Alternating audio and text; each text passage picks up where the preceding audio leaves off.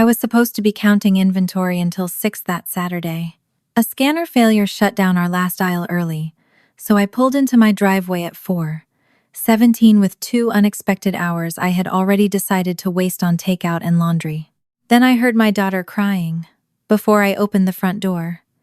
Not calling for me, not throwing a 10-year-old fit, crying through something. I dropped my work bag in the entryway and ran toward the hallway. My sister was on the floor of Abby's bedroom. Shannon had one knee beside my daughter's hip, one hand locked around her wrist and the other clamped over her mouth. Abby's backpack lay open near the bed. Her legs were twisting under her as she tried to get away. Shannon leaned close enough that her hair brushed Abby's cheek. "You saw nothing," she hissed. "Say it! Say you saw nothing." I grabbed Shannon by the shoulders and pulled her backward. "What are you doing?" For 1 second, the face that turned toward me was pure panic. Then it disappeared. Shannon stood, smoothed her blouse, and looked at me as if I had walked into the middle of an argument instead of finding my child pinned to the floor. "She's lying," she said. "She always makes things up." Abby scrambled against the side of the bed. Red marks were already forming around her wrist. She was trying to speak, but every breath broke in the middle. I moved between them.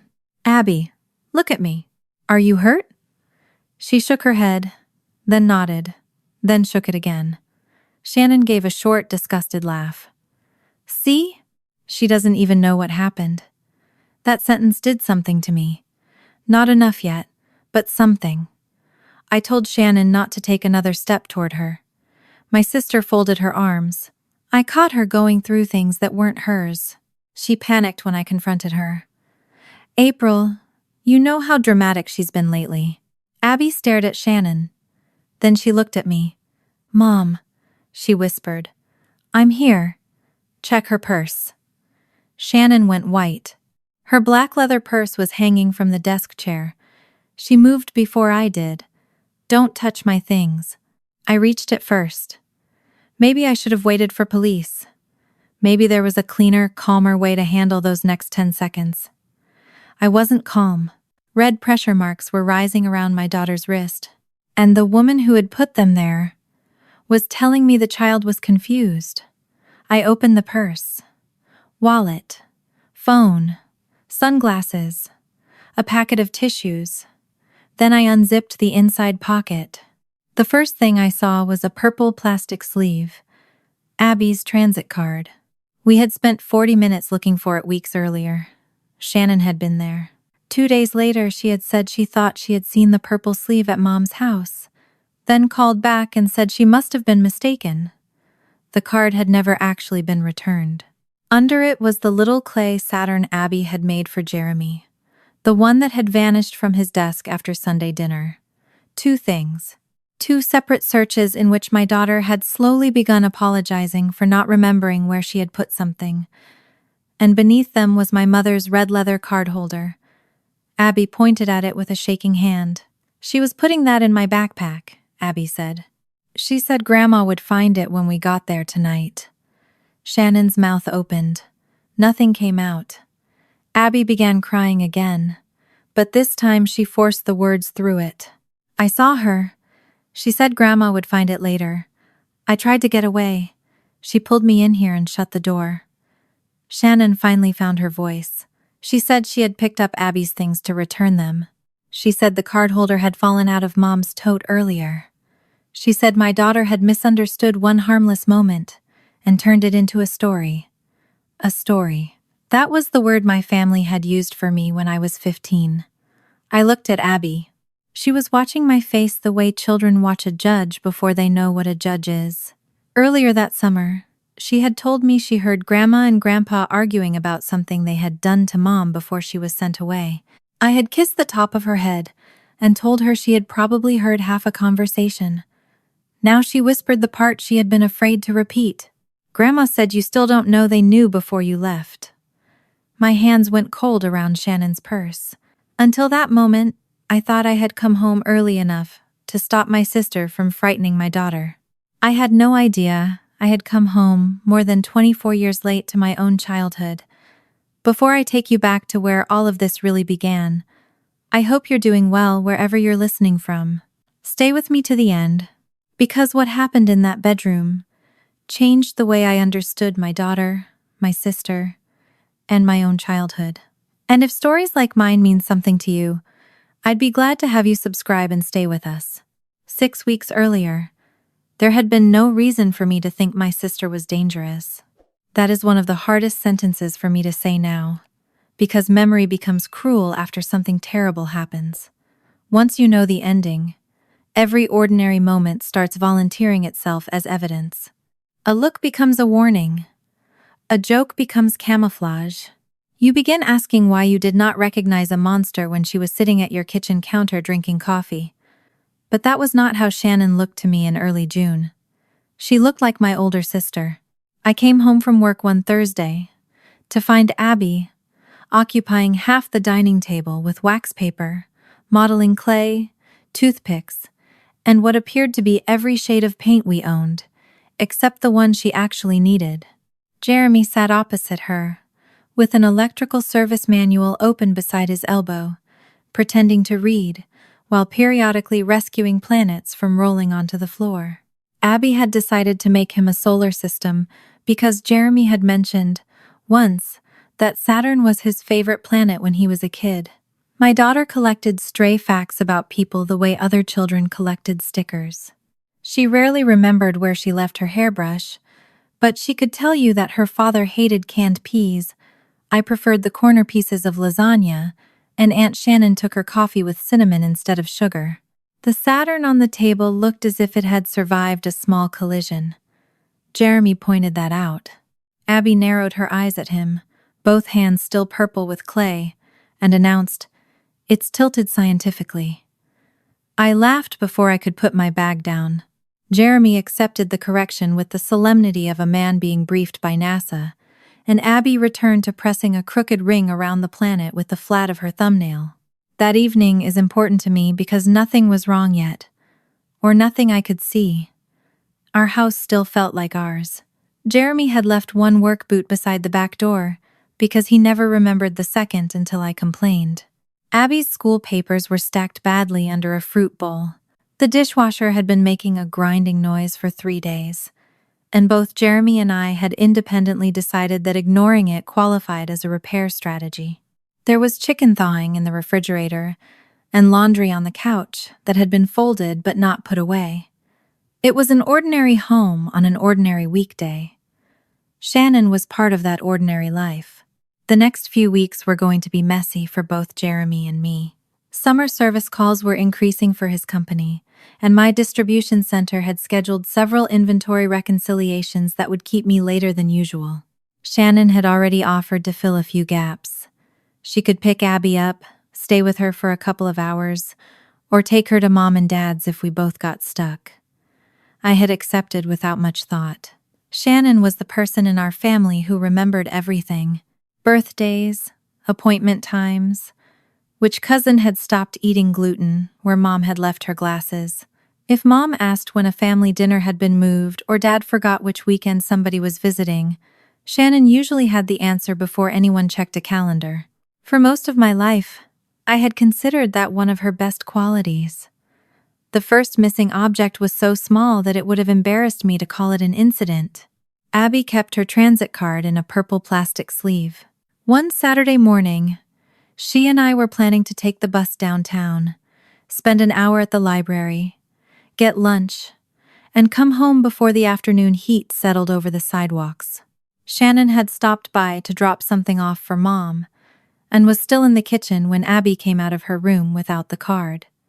She had checked the little tray on her desk where she normally left it, then the front pocket of her backpack, then the jacket she had worn 2 days earlier. I helped her search because 10-year-olds are capable of looking directly at an object and still declaring it missing. We checked underneath notebooks, between couch cushions, inside the side pockets of her bag. Jeremy looked under the entryway bench. Shannon joined in for a few minutes, and eventually remarked that Abby had seemed a little scattered lately. There was no accusation in it. Not then. Abby became more certain as the search went on.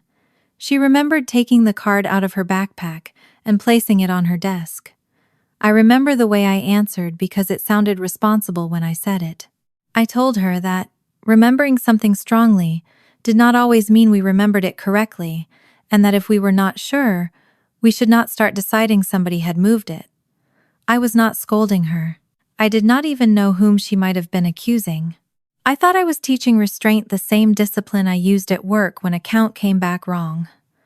You did not blame the receiving team because 6 units were missing. You checked the scan history. You counted again.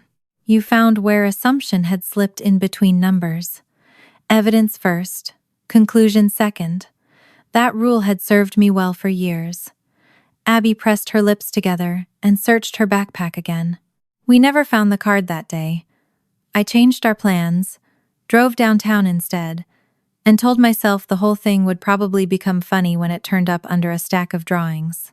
A few days later, Shannon called and said she thought she had seen a purple sleeve beside the sofa at Mom's house. The suggestion confused Abby. She could not remember bringing the card there. Still, children carry things into rooms without noticing, and we had been at my parents' house recently enough that the explanation was possible. The next day, Shannon told me she and Mom had looked again and found nothing. She said she must have mistaken another plastic sleeve for Abby's. See? Memory is weird. She said it with a small laugh. Mom agreed when the subject came up later. She said I had been the same way as a child, forever certain I knew where I had left things and then finding them somewhere else. Something tightened low in my stomach at that comparison. It was gone before I gave it a name. I told myself Mom was talking about ordinary forgetfulness. I ordered a replacement card. Abby stopped mentioning the old one. Jeremy did not. A few nights later, after Abby had gone to shower, he brought up the way Mom and Shannon had talked over her during the search. He did not accuse either of them of taking the card. What bothered him was subtler. Abby would say where she remembered putting something, and before she had finished, one of them would explain why her memory probably was not reliable. He had noticed them do the same thing to me. That irritated me more than it should have. Jeremy and my family had never settled easily around each other. There had been small collisions over the years, nothing dramatic enough to become a family legend, just a long accumulation of moments where he thought Mom was interfering, and Mom thought Jeremy was too blunt. Shannon usually managed those moments by sounding calmer than everyone else, which meant she often walked away appearing reasonable. I told Jeremy I did not want every family visit turned into an investigation of hidden motives. He listened, but his jaw shifted the way it did when he thought I was answering a different question from the one he had asked. He reminded me of other occasions when I had remembered a conversation one way, then changed my account after Mom or Shannon insisted I had misunderstood. I knew what he was referring to. I also knew how much I hated the implication. There was an old part of me that still reacted badly whenever somebody suggested my memory could be manipulated. Jeremy knew enough of my adolescence to understand that, though not enough to know why the subject felt like a hand closing around the back of my neck. His frustration sharpened his next point. If I distrusted the way they treated Abby so little, he said, perhaps I should stop leaving her alone with them until I was sure. That was the part I heard, not the concern beneath it, not the pattern he was trying clumsily to describe. I heard my husband telling me to choose. Jeremy recognized the shift in my face and stopped pushing. He did not withdraw what he had said, but he stopped trying to win the conversation. We finished the evening with that thin layer of politeness married people use when they love each other enough not to finish an argument they are too irritated to finish well. The next Sunday, we went to my parents' house for dinner. Mom and Dad had lived in the same Spokane house long enough that I could walk from the front door to the garage in darkness without touching a wall. The rooms had changed color over the years, furniture had been replaced, but my body still knew where the hallway narrowed and which floorboard near the laundry room complained under a heel. Abby knew the house almost as well. After dinner, she disappeared to get water, while the rest of us cleared plates. I was scraping leftovers into containers with Mom when Abby returned quieter than she had left. I noticed it, but quiet did not automatically mean trouble with Abby. Sometimes it meant she had remembered a book waiting at home. Sometimes it meant one of her cousins had said something online. Sometimes it meant she was tired and had run out of words. Shannon came into the kitchen a moment later and started talking about dessert. Nothing in her face gave me a reason to connect the two things. On the drive home, Abby sat behind me long enough that I thought she had fallen asleep. Then she told me she had heard Grandma and Grandpa arguing near the laundry room. She could not give me much context. She had gone for water, heard Grandpa's voice through the half-open door near the garage entrance, and stopped because she heard my name. Dad had said, "I told you what I saw." Mom had answered, "April still doesn't know we knew before she left." Abby had stepped closer and asked, "Mom, went where?" Before either of my parents answered, Shannon appeared in the hallway. According to Abby, my sister looked at her, then immediately called into the room that dessert was ready and steered the conversation somewhere else. My fingers tightened around the steering wheel. For 1 second, I smelled something that was not inside my car. Industrial laundry detergent. Hot dust. The faint medicinal smell of a hallway that had been polished too often. I had not been inside that building since I was 15. I changed lanes too carefully, watching the white line slide under the hood. Abby did not notice the interruption inside me. She wanted to know where I had gone. I told her there had been a summer when I stayed away from home for a while. She waited. I could have said more. At 39, I had words I had not possessed at 15. Residential behavior program, family intervention, intake assessment, 8 weeks. I also had older words liar, thief, difficult that still carried the emotional weight of objects thrown across a room. My parents had spent more than 2 decades referring to that summer as an intervention. The story had hardened with repetition. I had been having a difficult period. Things disappeared. I denied taking them. I became defensive. My parents believed professional structure would help. That was the version I had eventually learned to repeat without arguing with it. Abby turned the question around in the uncomplicated way children do. "What did they send you away for?" The traffic light ahead turned red. I watched a cyclist cross in front of us while I decided how much of a 15-year-old girl's humiliation belonged in a 10-year-old Saturday night. I told Abby I had been having a difficult time, and that the adults around me believed I needed help. It was not exactly false. That made it easier to say. I added that she had probably heard only part of an old disagreement between Grandma and Grandpa. Adults sometimes started conversations in the middle, I told her, and a sentence could sound strange when you did not know what came before it. Abby accepted that with a small nod. I reached back at the next light and squeezed her knee. By the time we got home, she was asking whether she could stay up 20 minutes later to finish a book. I let myself believe the matter had passed. The clay Saturn disappeared the following Sunday. Mom and Shannon had both come over for dinner. Dad had stayed home because his knee was bothering him, and Jeremy had been called out briefly near the end of the evening to check a commercial panel that kept tripping. The Saturn had been on his desk earlier that afternoon. Abby had moved it there herself, pleased because the paint was finally dry.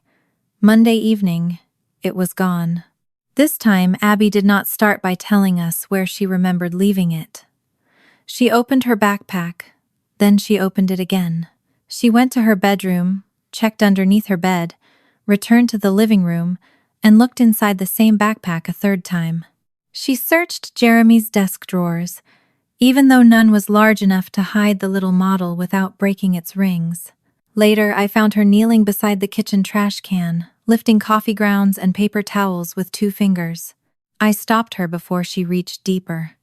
There was something different about the search. With the transit card, Abby had been frustrated because an object was missing. With Saturn, she seemed to be searching for proof of herself. I asked what she was doing.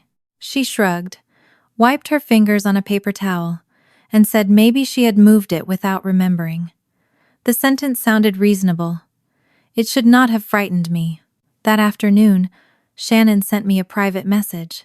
She did not accuse Abby of anything, She asked whether things were okay at school, whether Abby seemed stressed lately, and then, almost as an afterthought, whether I had noticed her telling more stories lately. I stared at that phrase longer than the rest of the message. Stories. For no reason I wanted to admit, I did not answer right away. That night, long after Jeremy had gone upstairs, I checked the locks, turned off the kitchen light, and walked past Abby's room. Her door was open a few inches. A rectangle of desk lamp light stretched across the hallway carpet. I looked in. Abby had cleared everything from one side of her desk. Her pencils were lined along the edge. A paperback sat squarely beside the lamp. Her replacement transit card was in its new sleeve near the corner. She held her tablet above the desk and took a picture. I leaned lightly against the doorframe and asked what she was doing. Abby lowered the tablet. For a second, she looked embarrassed, as if I had caught her doing something childish. Then she looked back at the carefully arranged desk. Her voice was almost too quiet to carry across the room. So, tomorrow I'll know I didn't imagine where I put things. For 6 weeks I had been correcting Abby without understanding what I was correcting her toward.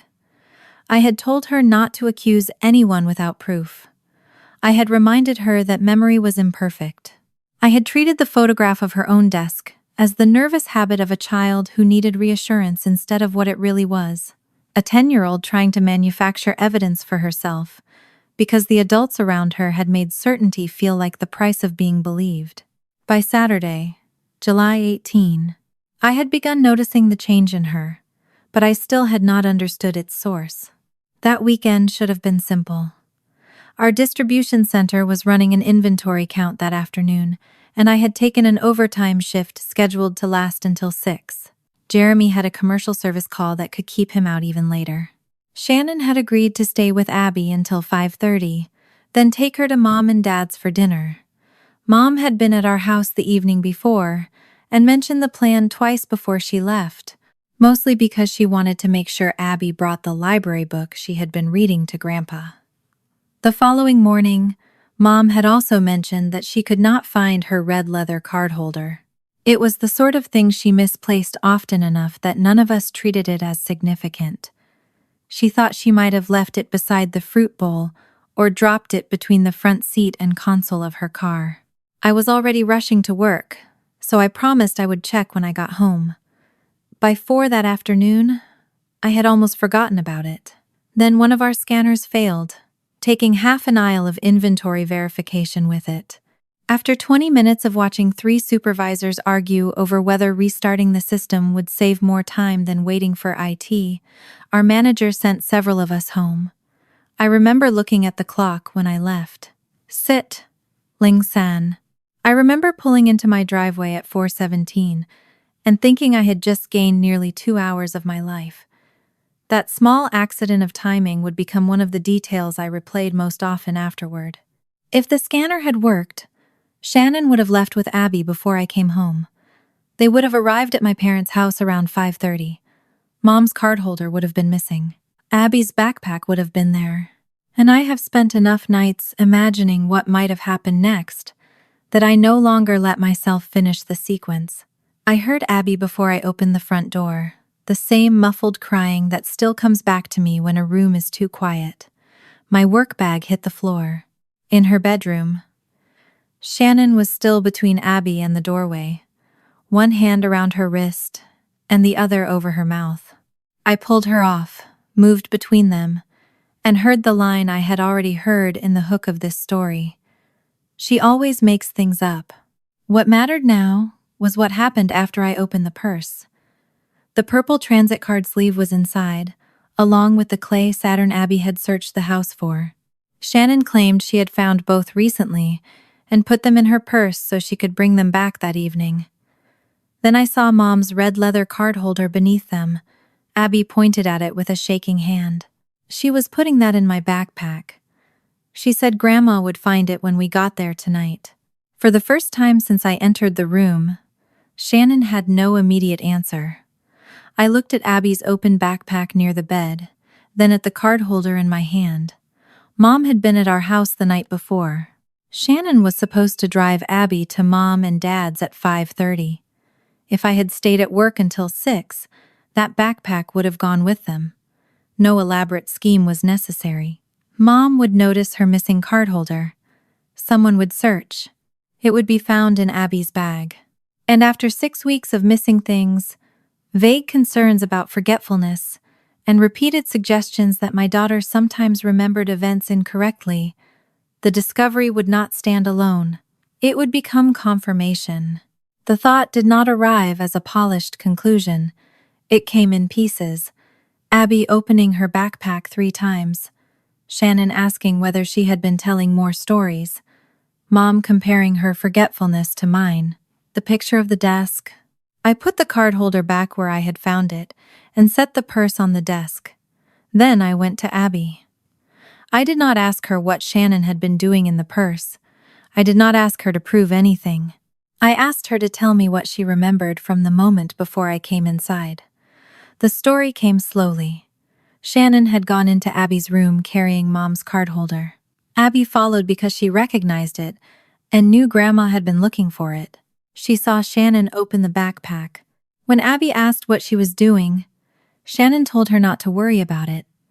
Abby saw the card holder go toward the bag. She became scared not because she understood a larger plan, but because she knew the card holder did not belong there. She tried to leave. There was a phone in the kitchen. Her own device was not something she routinely carried around the house, and she wanted to call me. Shannon caught her in the hallway. Abby remembered being pulled backward, then into the bedroom. The door closed. Shannon positioned herself between Abby and the exit. When Abby tried to shout, Shannon forced her down and covered her mouth. The sequence explained something that Shannon's version could not. Shannon claimed she had merely tried to stop a panicked child from running outside. But Abby had not been moving toward the front door. Our hallway branched before the entryway. The kitchen was in the opposite direction, and that was where Abby had been trying to go. I knew the layout of my own house. More importantly, I knew what I had seen when I came through the door. Abby had not been struggling to run outside. She had been trying to get away from Shannon. I stopped questioning them both. There was no reason to keep conducting a family investigation in my daughter's bedroom. I told Shannon I was calling the police. She stared at me as if I had become unreasonable. Her objections came quickly. This was family, Abby had misunderstood. There was no need to turn one bad moment into something permanent. I let most of the words pass without answering. I was not calling because of a transit card. I was not calling because of Mom's card holder. I was calling because I had walked into my daughter's room and seen an adult physically restraining her while forcing her to deny what she had seen. That distinction mattered to me even before I understood why. The officers separated us and took the afternoon in pieces. One officer asked for only what I had personally witnessed. Where Shannon had been positioned, what her hands were doing, what she said before I pulled her away, and what I had found after opening the purse before police arrived. The red pressure marks on Abby's wrist were photographed. The purse and the relevant objects were documented rather than left for me to handle again. I did not rearrange anything, or start constructing my own evidence collection. By then, I understood that whatever came next could not depend on my ability to make a perfect case out of objects on a desk. Abby gave a short account with an adult present. Nobody demanded that she reconstruct 6 weeks of missing things. Nobody made her guess when she could not remember a detail. She said Shannon had tried to put Grandma's card holder in her backpack. She had attempted to leave and call me, and Shannon had stopped her. That was enough for that afternoon. What mattered most was that, for the first time since the strange things had begun, the explanation no longer stayed inside our family. Shannon could not decide what everyone in the room believed. Neither could I. When the officers finished the initial work and Shannon was no longer inside my house, the silence felt unnatural. The air conditioner hummed. Somewhere in the neighborhood, somebody started a lawnmower. The ordinary sounds made the last hour seem even stranger. Abby sat curled into one end of the couch with a cold pack wrapped in a dish towel against her wrist. I had just brought her water when my phone started ringing. "Mom." I almost ignored it. Then I answered because I needed to know what Shannon had told her.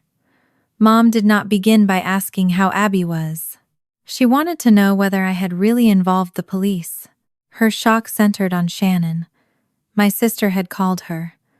According to the version Mom had already received, Shannon had caught Abby with things that did not belong to her, tried to stop her from running away, and been attacked by a misunderstanding before I arrived. Mom spoke about the situation as though the central danger was that I had escalated it. I let her talk until one phrase stopped me. She said Abby had been having these problems with taking and losing things. I looked at my daughter on the couch. Abby had her eyes closed. My grip tightened around the phone. Mom had not been in that bedroom. The card holder had not been found in Abby's backpack. There had been no opportunity for Mom to conclude Abby had taken it. So I asked how she already knew Abby had a problem with taking things. There was a pause. A small one. Long enough. Mom shifted the wording. Shannon had apparently expressed concern over the past few weeks that Abby was becoming forgetful, confused about where she put things, and perhaps telling stories when she became embarrassed. It was almost exactly the pattern Shannon had begun suggesting to me. Not after she was caught, before. I ended the conversation sooner than Mom wanted. I did not accuse her of helping Shannon. I did not tell her what I thought the card holder meant. I did not know enough yet, and for once that uncertainty did not make me put Abby back within reach of the person I was uncertain about. I simply told Mom that neither she nor Shannon would be alone with Abby while this was being sorted out. Then I put my phone face down. Abby opened her eyes. I asked whether she wanted food. She shook her head. I asked whether she wanted Jeremy home immediately. He was already on his way after the message I had sent, but I wanted her to know she could choose how crowded the house became. She said she wanted him home. Then she watched the cold pack slowly slide down her arm until I adjusted it for her. Several minutes passed before she spoke again. She told me this had not been the first time Shannon had touched her backpack. I kept my face still. Weeks earlier, after Abby heard that strange argument at Mom and Dad's, Shannon had begun appearing beside her whenever she packed to go home. Sometimes she zipped a pocket Abby thought she had left open. Once Abby came into the room and found Shannon with one hand inside the larger compartment. When Abby asked what she was doing, Shannon said she was helping. Another time, when Abby questioned where something had gone, Shannon told her to let adults find things and not make stories out of everything. Abby had wanted to tell me. She had almost done it. Then she remembered how I asked questions. Not angry questions. Responsible ones. Was she sure? Had she actually seen Shannon put her hand inside? Or had Shannon only been standing beside the bag? Could Abby have left the zipper open herself? Could there be another explanation? I had believed those questions made me fair. My daughter had heard them as a test she might fail. She looked down at the cold pack and said she had not wanted me to ask whether she was sure because she was not sure about every little part. That sentence hurt more than if she had accused me. I had taught her that uncertainty belonged to the person reporting the danger. Instead of making Shannon carry the burden of explaining suspicious behavior, I had made a 10-year-old carry the burden of proving it. I sat beside Abby but did not reach for her immediately. After what had happened, even comfort needed permission. She leaned into me on her own. Her hair smelled like the strawberry shampoo she had insisted was for older kids, even though the bottle had cartoon fruit on it. I rested my cheek against the top of her head. There were a dozen things I wanted to say, and almost all of them would have been about me what I had meant, how I had been trying to teach fairness, why I had trusted Shannon. So I said none of them. I told Abby I should have listened differently. Her shoulder softened slightly against mine. Later, once Jeremy had come home, and Abby had eaten enough toast to make me stop worrying about her stomach, she told me the rest of what she had overheard at my parents' house. She remembered Grandpa saying he had told Grandma what he saw. She remembered Mom telling him I still did not know they had known before I left. Abby had asked where I had gone. Shannon had appeared. What I had not understood when Abby first told me weeks earlier was what happened afterward. Shannon had asked her about the conversation more than once. Not directly at first. She wanted to know how long Abby had been near the laundry room, whether she heard Grandpa clearly, and what Abby thought Grandma had meant. Abby had answered the way children do, when they do not understand why an adult cares. She did not know. She had only heard part. Then the missing objects became more frequent. The transit card. The Saturn. Questions about whether Abby had started telling stories. The picture of the desk. I could not prove that sequence meant what I suddenly suspected. But I no longer needed proof to decide Abby would not be alone with Shannon again. That night, after Jeremy and Abby were asleep, I sat at the kitchen table with the lights off, except for the one above the stove. The house looked different in darkness. Or maybe I did. I had spent years treating my childhood as a closed case. In the summer of 2002, I was 15. Things in our house had gone missing. I was accused of taking them. When I denied it, denial became part of the evidence against me. My parents sent me away for 8 weeks to a residential behavior program. I had stopped fighting the story long before I stopped remembering it. There was one morning from that summer that returned with painful clarity now, Dad loading my duffel into the car. The July heat already pressing against the driveway before breakfast. Mom standing beside the passenger door, her arms crossed tightly across her chest. I had begged them one final time to believe I was telling the truth. Mom's answer had followed me through years of therapy, marriage, motherhood, and every argument in which I worried my own memory might be unreliable. This is happening because you won't tell the truth. For 24 years, I had remembered that sentence as the moment my parents gave up believing me. Now, Abby had given me another sentence. Grandma said you still don't know they knew before you left. I sat alone at my kitchen table until the digital clock on the stove changed twice. There was no way to make the two sentences fit together without changing something I had believed about my own life. If my mother and father had known something before that car left the driveway, then the question was no longer whether they had made a terrible mistake about a difficult 15-year-old. The question was much worse. What did my parents know before they sent me away? The question stayed with me through what remained of that night. What did my parents know before they sent me away? I did not ask Jeremy to help me answer it when he came home. I had spent too many years turning every conflict involving my family into a choice between believing them and believing him, and I was beginning to understand how destructive that habit had become. More importantly, Abby had already spent the afternoon being questioned by adults.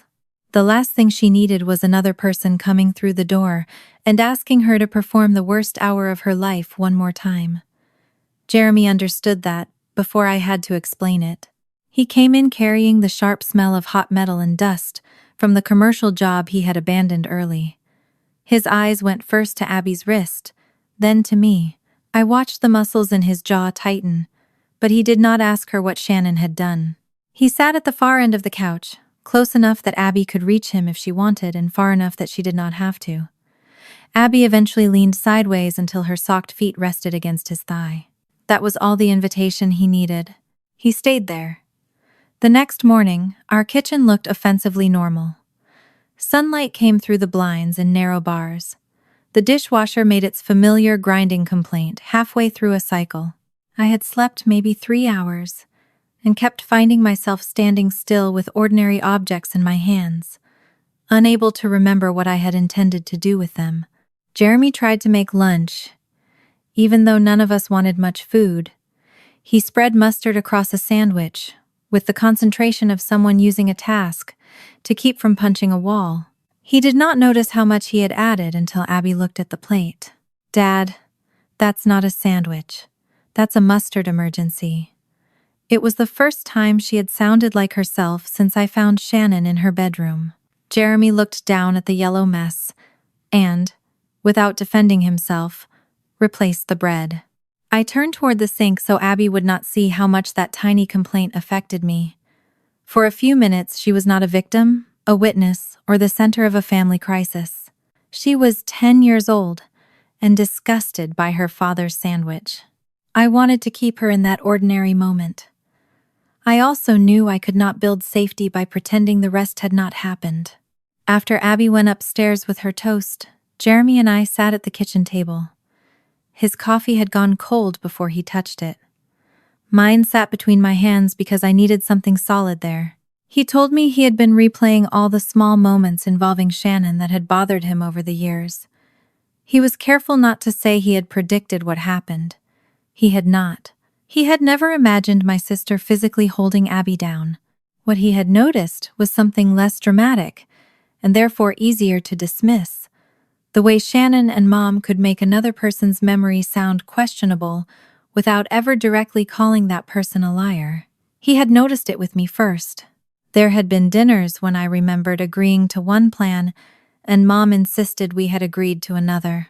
There had been family events when Shannon summarized an argument afterward, in a version that left out whatever she had said to provoke it. I would start certain of myself and end saying maybe I had misunderstood. Jeremy had hated watching it. I had hated him pointing it out. That distinction mattered now. He reminded me of one incident from about 3 years earlier. A small specialized tool from his workbench had disappeared after a cookout at our house.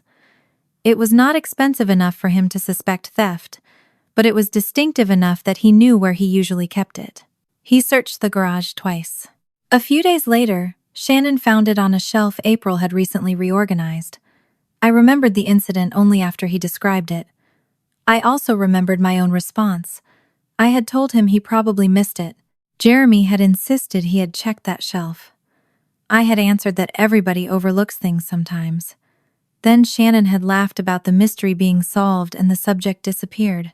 At the time, Jeremy thought the strange part was not the missing tool itself. It was that Shannon seemed more interested in proving he had overlooked it than in explaining how it got there. He had no photograph, no camera footage, no notebook with dates, nothing that could transform a 3-year-old irritation into evidence. That made me believe him more, not less. He was not trying to produce a solution for me. He was giving me one memory and admitting its limits. I asked why he had stopped bringing things like that up. His answer was uncomfortable, because it belonged partly to me. Every time he pushed harder about my family, I became more defensive. Eventually, his frustration became blunt enough that I heard the bluntness instead of the substance. He knew it. There had been moments when he had effectively told me that if Mom and Shannon could not respect our home, they should not be welcome in it. I had heard that as a demand to choose my husband over my family. He had meant it as a boundary. Neither of us had handled those conversations well. I almost said I told you so last night, he admitted. He rubbed both hands over his face. Then he added that he was glad he had kept his mouth shut. That was more valuable to me than an apology speech would have been. There was no victory in what had happened to Abby. Jeremy being right about something did not make him responsible for solving what came next. For once, we left the conversation without deciding who had won it. The first thing I did that Monday was call the organization that had taken over the residential program where my parents sent me in 2002. Calling it felt stranger than I expected. For years, I had remembered the place mostly in sensory fragments. The detergent smell, fluorescent lights at night, a dining room where chairs scraped against tile at the same time every morning. Staff asking me to examine why I resisted accountability. Me trying to explain that I was not resisting accountability for something I had done. I was resisting confessing to something I had not.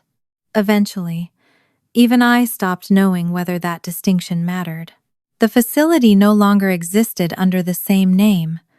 I spent part of one lunch break being transferred between administrative offices before reaching someone who understood what I was asking for. The answer was neither convenient nor dramatic. They did not possess a pristine 24-year-old clinical file waiting for me in a cabinet. The successor organization had inherited only part of the predecessor's administrative archive. Years earlier, some records had been digitized during an ownership transfer. Others had been destroyed, according to retention schedules long before. The employee could not tell me what survived until record staff searched the legacy index. There might be an intake summary. There might be a discharge summary. There might be nothing. I had to submit proof of identity and a formal request before anyone could check. I completed the paperwork that afternoon. I also contacted the office of the therapist I had seen after returning home at 15. The practice had changed hands more than once. They eventually confirmed that records from that period had not been retained. Oddly, I was relieved. A part of me had been bracing for the story to turn into one of those impossible situations where every document anyone had ever created suddenly survived exactly long enough to explain my life. It did not. Most of the past was gone. Whatever truth remained would have to come in pieces. Abby's part of the present was handled differently. Within the first days after the incident, a victim advocate gave me one instruction that was harder than it sounded. Do not rehearse Abby's story with her. I was not to keep repeating questions, improve her wording, fill gaps, or make one answer feel safer than another. I don't know was acceptable. So was remembering two events without knowing their exact order. I had spent my adult life believing that careful questioning protected truth. Now I had to learn that the wrong kind of careful questioning could make a frightened child feel as though the truth belonged only to people who could deliver it perfectly. On the morning of Abby's professionally handled interview, she sat beside me in the car, turning the zipper pull on her backpack back and forth between two fingers. She asked whether forgetting something meant Shannon might get away with what she had done. I kept both hands on the steering wheel. I told her the adults handling the case were responsible for figuring out evidence. Her only job was to say what she remembered and not invent what she did not. She worried about the exact order, whether Shannon had closed the bedroom door before grabbing her wrist or after. I could hear the panic underneath such a tiny detail. You don't have to be perfect to be safe, I told her. That was one of the few things I said before the interview that I did not later question. When it was over, I did not ask Abby what she had told them. I asked whether she wanted lunch. She wanted fries. We got fries. That was harder for me than it sounds. Every part of me wanted to know what she had remembered when I was not in the room. I wanted confirmation. I wanted details that would tell me whether the case was strong. I wanted to know if she had mentioned Mom's cardholder, Shannon blocking the hallway, the purse, the backpack. But those wants belonged to me. Abby had already spent weeks adjusting herself to the evidence threshold of adults. I was not going to make her come out of a child interview and immediately face another one from her mother. While I was learning not to interrogate my daughter, Shannon was doing something else entirely. She was establishing her version before anyone asked her for one. I did not see the pattern at first, because she did not send a dramatic family announcement. There was no group message, no public accusation, no attempt to turn the incident into social media theater. She worked privately. That suited her much better. A cousin reached out because Shannon had told her there had been an incident with Abby, and that Jeremy had finally succeeded in turning me against my family. An older relative asked whether Abby had been having behavioral trouble. Someone else seemed to know that Abby had been taking things, even though Mom's cardholder had never actually been found in Abby's possession. I did not contact everyone to defend myself. I was beginning to understand that doing so would trap me inside Shannon's method. She scattered explanations into separate rooms and counted on nobody comparing them. Then one of my aunts called. She was careful. She did not accuse Abby, and I could hear that she was uncomfortable even raising the subject. Shannon had apparently asked her several weeks before the July incident whether she had noticed Abby telling strange stories about family conversations. That timing stopped me. I asked my aunt one question. Had Shannon said this before or after I came home early and found them in the bedroom? Before. Definitely before. My aunt remembered because the conversation had happened after a birthday lunch in June. I asked if she would be willing to say exactly that if an investigator ever contacted her. She said yes. I did not tell her what conclusion to draw from it. I did not need to.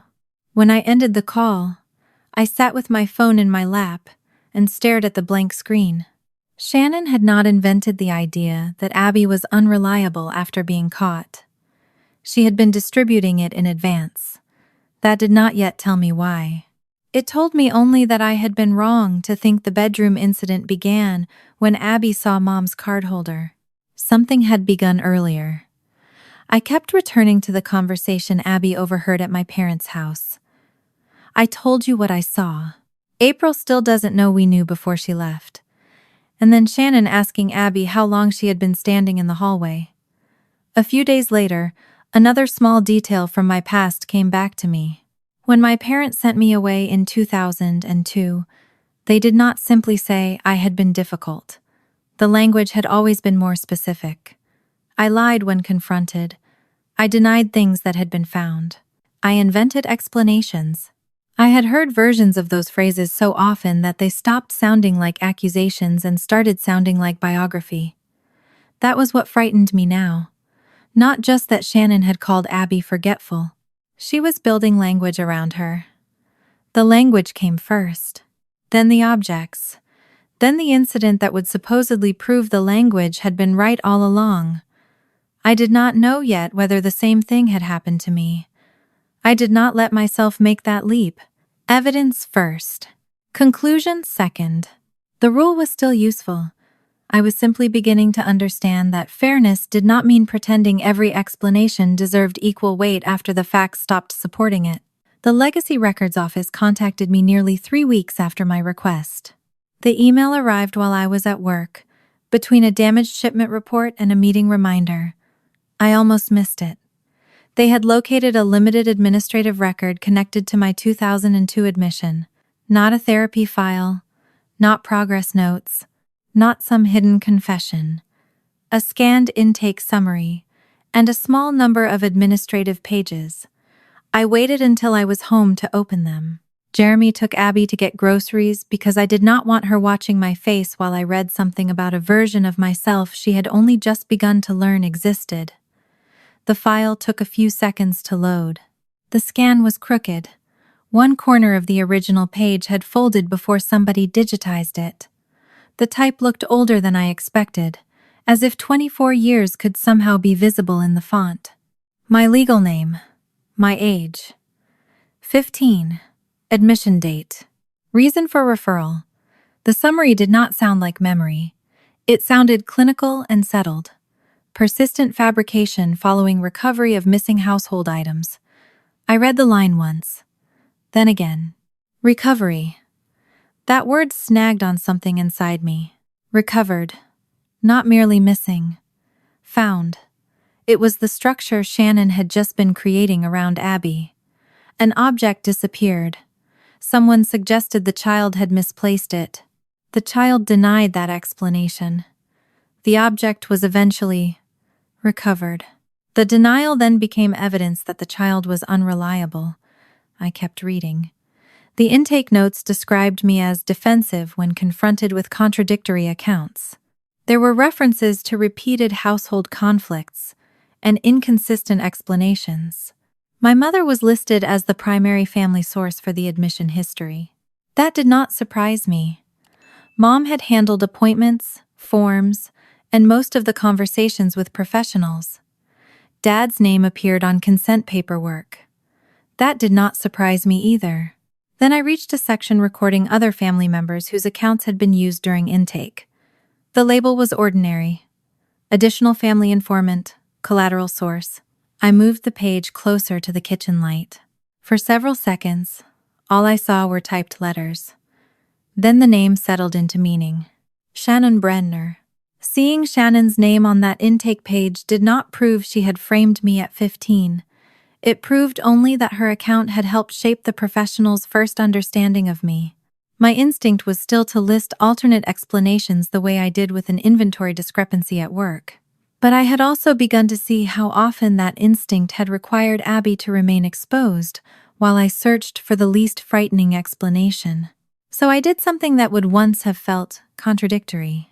I did not accuse Shannon of anything from 2002. I also did not restore her access to my daughter while I investigated. Those were two separate standards now. By then, Shannon had stopped contacting me directly, except through carefully worded messages passed by a relative or, occasionally, through the attorney she had retained regarding the current incident. She still described what happened with Abby as a terrible misunderstanding. The language around it had become smoother with repetition. She had reacted badly. Abby had panicked. Everyone had been frightened. The entire family was suffering because one moment had been allowed to grow larger than it should have.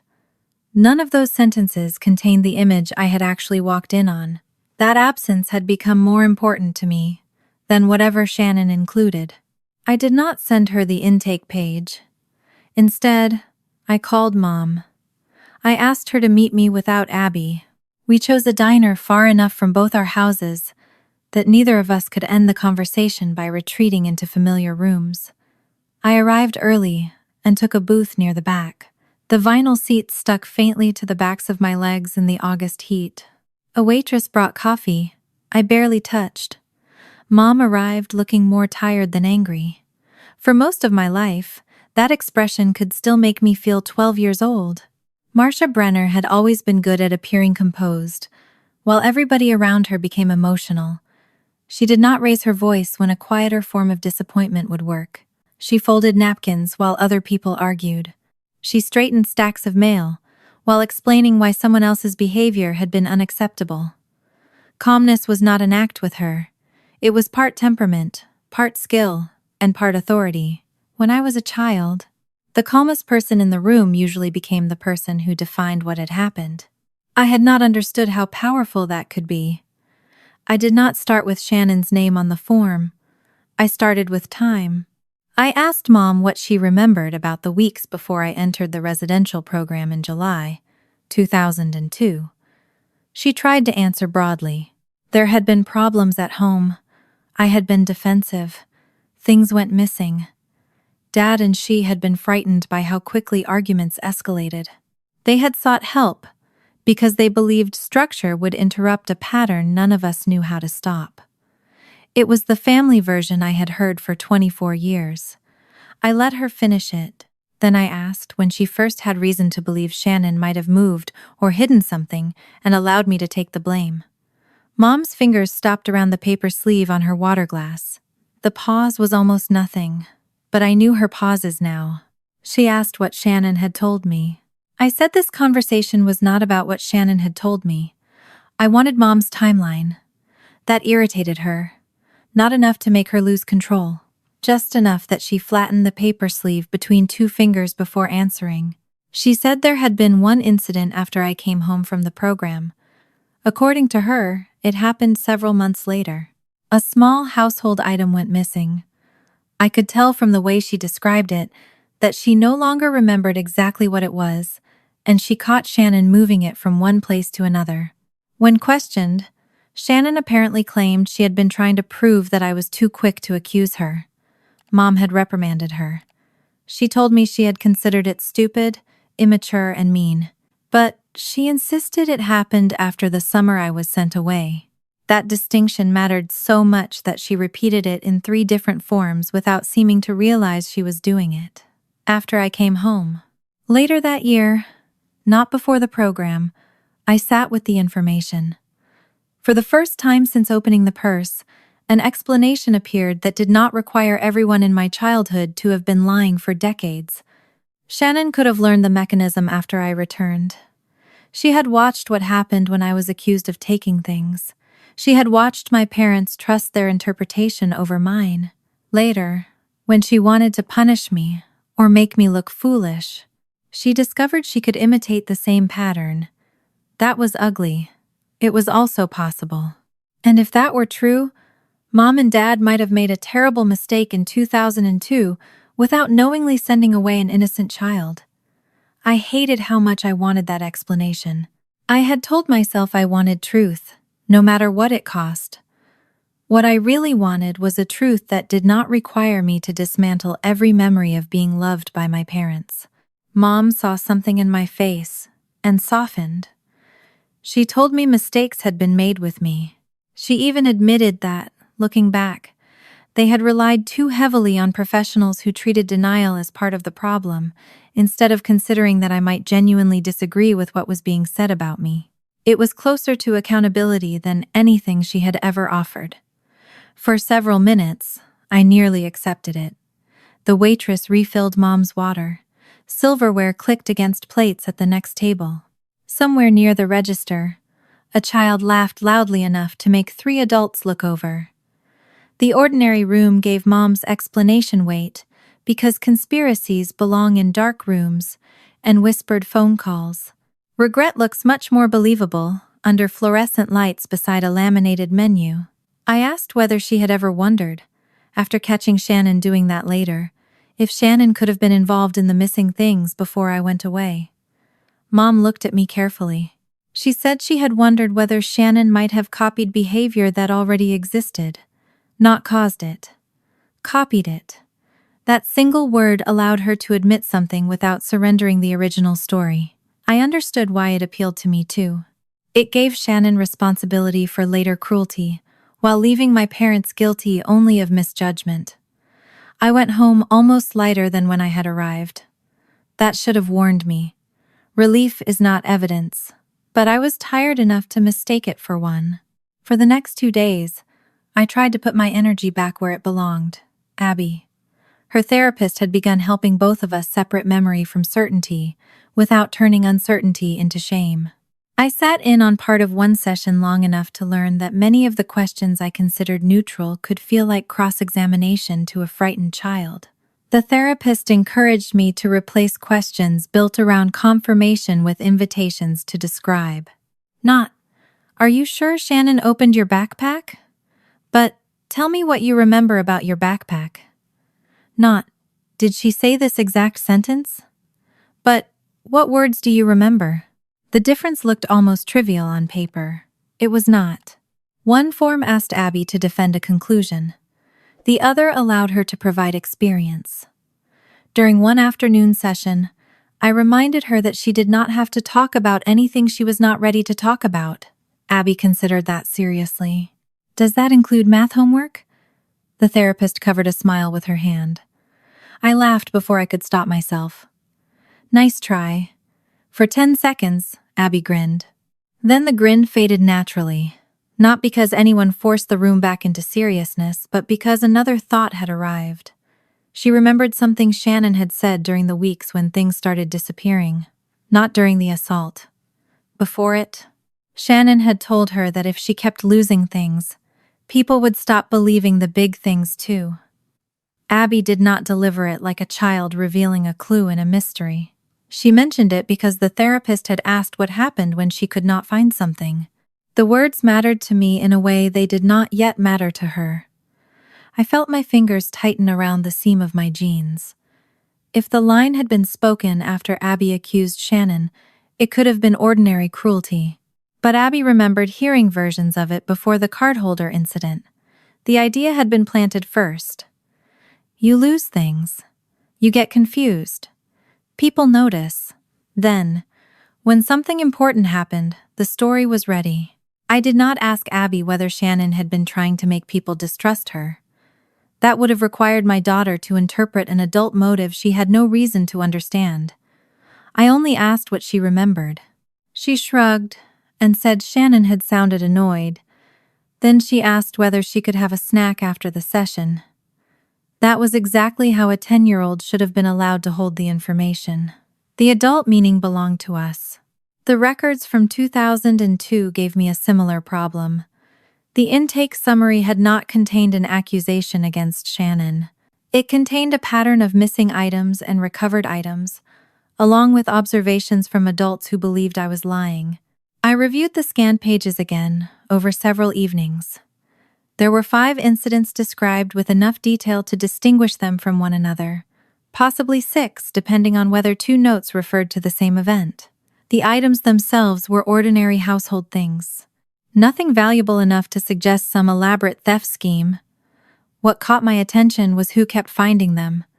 Shannon's name appeared repeatedly, sometimes as the person who noticed something missing, sometimes as the person who later reported where an item had been found. The records did not say she planted anything. I forced myself to respect that boundary. A pattern was not proof, but patterns affected probability. The final incident happened only 2 days before my admission date. That was the one described most confidently. My father's employee parking badge had disappeared. By then, my parents were already talking to the program. According to the intake summary, the badge was later recovered from my room, despite my repeated denial that I had taken it. I remembered that accusation. Not the object itself at first. The humiliation. Dad worked for the city then, supervising part of the municipal fleet. His badge allowed employee access to a downtown parking area near the maintenance offices. Losing it had caused enough disruption that the entire house became tense.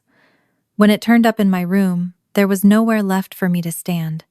Every denial sounded ridiculous. I had not understood why that particular incident had felt different from the others until I saw the dates. It had happened 2 days before I left. Not weeks. 2 days. A final piece of proof placed directly before the final decision. I sat at my dining table staring at the dates until Jeremy came in from the garage. He did not ask for the papers. He waited until I told him. Mom's explanation still could have been true. Shannon might have discovered after I returned that she could imitate the old pattern. But the fact that she had been the collateral source during intake and had repeatedly helped recover items before I left made the explanation less comfortable than it had been at the diner. Not impossible. Just less complete. There was one person whose role in the records remained strangely thin. Dad. Stanley's signature appeared where consent required it. His employee badge was the final missing object, yet his voice was almost absent from the summary. That bothered me, because my memory of the summer had always made Mom the organizer and Dad the reluctant participant. Mom filled out forms. Mom spoke to counselors. Mom told relatives we needed privacy. Dad drove. That distinction had allowed me to preserve a gentler version of him. He had gone along with it. He had not created it. I called him. I did not tell Mom first. Dad asked about Abby almost immediately. Unlike Mom's first reaction after the assault, his concern centered on her wrist, her sleep, and whether she was afraid to be alone in the house. That made the next part harder. I summarized what Mom had told me at the diner, that she first caught Shannon hiding or moving an object only after I came home from the program. Dad became quiet. There are different kinds of silence. Some are confusion. Some are resistance. My father's silence had always been the kind that meant he was deciding how much damage the truth would cause before deciding how much of it to say. Finally, he told me that my mother remembered that summer differently from him. The sentence sounded almost harmless. I asked him to explain. He did not. He shifted back to Abby, asking whether the child interview had gone all right, and whether Jeremy had taken time off work. I answered briefly, then brought him back to the question. Had he known, before I came home from the residential program, that Shannon might have planted or moved something? Dad did not say yes. He also did not say no. He told me the past had become complicated in everybody's memory, and that he did not want to make accusations about something Shannon had done when she was 18 without being certain. A month earlier, I might have heard caution in that. Now I heard architecture.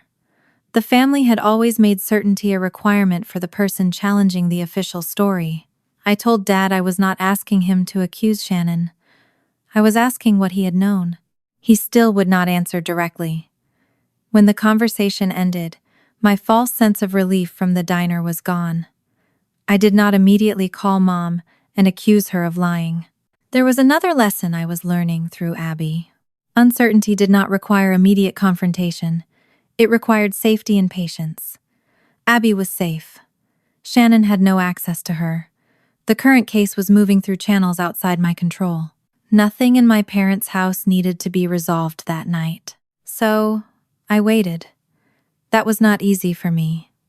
At work, I found myself reading numbers without retaining them. At home, I caught my hand hovering above my phone more than once. Jeremy knew enough not to encourage a confrontation. He took over dinner one evening, burned one side of a quesadilla, and scraped it into the sink before Abby saw, which I suspected was less about cooking than giving me 10 minutes to sit outside alone. I kept returning to one sentence. Your mother remembers that summer differently. If Dad believed Mom's version was simply incomplete, he could have said so. If he believed she was correct, he could have confirmed it. Instead, he had stepped around the date. Before or after. Such a small distinction. Such a dangerous one. The next afternoon, Mom called. She was angry. Not wild. Not shouting. Mom's anger had always become more precise as it deepened. Dad had apparently told her I was asking questions about 2002. She accused him of trying to make himself look innocent by pretending he had merely followed her decisions. I listened without interrupting, because beneath the accusation was something new. Mom was no longer defending the timeline she had given me at the diner. She was defending who carried more responsibility within it. That difference mattered. She said Dad knew more than he was admitting. I asked how much more.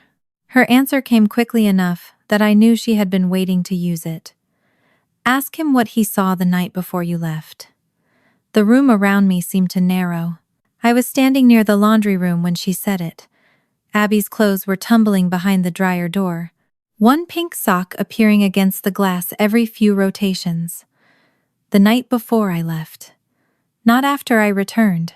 Not months later. Before, Mom continued talking, but most of what followed was about Dad. How he had spent years acting as though silence made him less responsible. How he let her become the parent I blamed, because she was the one willing to make decisions. I did not need the rest yet. The timing was enough. When we ended the call, I stood beside the dryer until the cycle finished. Then I called my father. He did not answer. I called once more several hours later and reached voicemail. I left no accusation. I said only that Mom had told me to ask what he saw the night before they sent me away, and I needed him to tell me the truth. He did not call back that evening. The next morning there was a voicemail waiting for me. Dad's voice sounded older than it had 2 days earlier. He said my mother had not first learned about the problem after I came home. Then he stopped long enough that I could hear him breathing. I need to tell you why I stopped believing the badge proved anything, he said. But not on the phone. My father chose a park instead of a house. At first I thought that was because he did not want Mom listening from another room. Later, I wondered whether he simply could not bear to say certain things inside the home where they had happened. We met late the following afternoon near the Spokane River, at a picnic table far enough from the walking path that strangers passed without hearing us. August heat had settled into the wood. Dad kept shifting his palms against the tabletop as though it were hotter than it was. He looked older than 68 that day, not physically transformed, nothing dramatic. His hair was still cut the same way. He still wore the battered watch he had owned for years, but he had the posture of someone who had been carrying an object for too long and had finally discovered putting it down would hurt almost as much as holding it. I did not ask whether he had slept. I asked about the parking badge. He knew exactly which one I meant. In 2002, Dad worked as a municipal fleet supervisor. The badge gave him access to an employee parking area downtown near the maintenance offices. I remembered the frantic morning when he could not find it, and the way Mom turned the house into a search grid. Drawers opened, jacket pockets were emptied, cars were checked twice. By then, missing objects had already become evidence against me. The badge made everything worse because it belonged to Dad's job. It was not a misplaced hair clip or a kitchen item somebody could shrug off. He needed it. Losing it created inconvenience for people outside our house. When Shannon later announced she had found it in my room, the atmosphere changed. Dad told me that was the moment his certainty had cracked. He did not tell me why. Not fully. He said only that some things about the discovery had not made sense. The badge had appeared in a place that had already been checked. Shannon seemed too certain about exactly where to look. The timing bothered him. So did the fact that I had been denying responsibility before the badge was found, and continued denying it afterward with the same exhausted insistence. He had argued with Mom that night. That much he admitted. I watched the river flashing through gaps in the trees behind him. You had doubts? He looked down. Yes. I had waited 24 years for that one word without knowing I was waiting. It did not feel like vindication. Doubt sounded too polite for something that had changed nothing. I asked him what his doubts had changed, though I already knew the answer. The program had already been arranged. There had been phone calls, deposits, intake paperwork, explanations to relatives. Mom had convinced herself that the larger pattern remained true, even if one piece was questionable. Dad told me he had believed the residential stay might still help with the fighting, the mistrust, the tension in the house. Then he used a phrase that made my shoulders go rigid. He had thought a few weeks. Couldn't hurt. 8 weeks. That was how long I stayed. He said it as though the duration were the point. It was not. The harm had begun much earlier than the calendar could measure. I remembered the first intake interview more clearly than I wanted to. A woman with a legal pad asked me why I thought my parents believed I had taken things. I told her I did not know. She asked why multiple people would say the same thing, if it were not true. I said that was exactly what frightened me. My answer became resistance. When I insisted Shannon had been finding too many of the missing things, I was told I was deflecting responsibility. When I cried, I was dysregulated. When I stopped crying, I was withholding.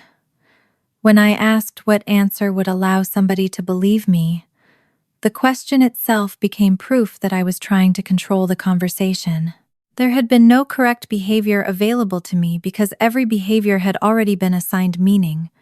I did not describe all of that to Dad. I did not need to. I told him the simplest version. Once adults had decided I was lying, every denial I made was used to strengthen the decision. Dad stared at his hands. His thumb moved across the edge of one fingernail until the skin beneath it reddened. He said he had told himself the program would help, even if the badge incident was unclear. There were other arguments, other missing objects. I had been angry all the time. That last part was true. I had been furious. I looked at him across the table and wondered how different my anger would have appeared if even one adult had treated it as the reaction of someone who might actually be telling the truth. Instead, my anger had become part of the diagnosis the family had written for me. I asked Dad why, if he had doubted the badge strongly enough to argue with Mom, he still drove me there the next morning. He rubbed the side of his face. There was no answer that could make the choice noble. Eventually, he said he had believed stopping everything at the last minute would create more chaos. Mom had been certain. Shannon was leaving for college soon. Everyone was exhausted. He thought perhaps the professionals would sort out what the family could not. It was an explanation built entirely from the needs of adults.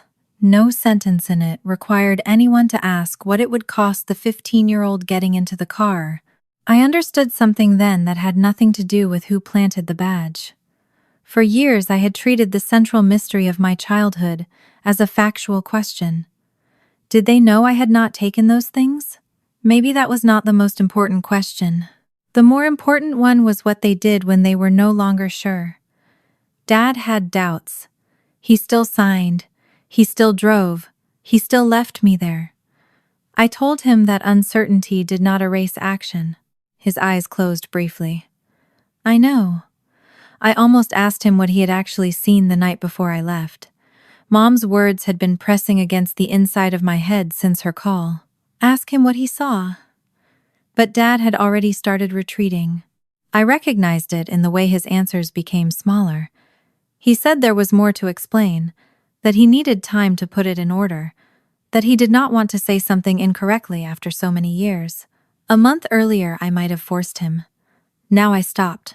Not because he deserved more time, because I was finally learning that information obtained by pressure was not necessarily information I could trust.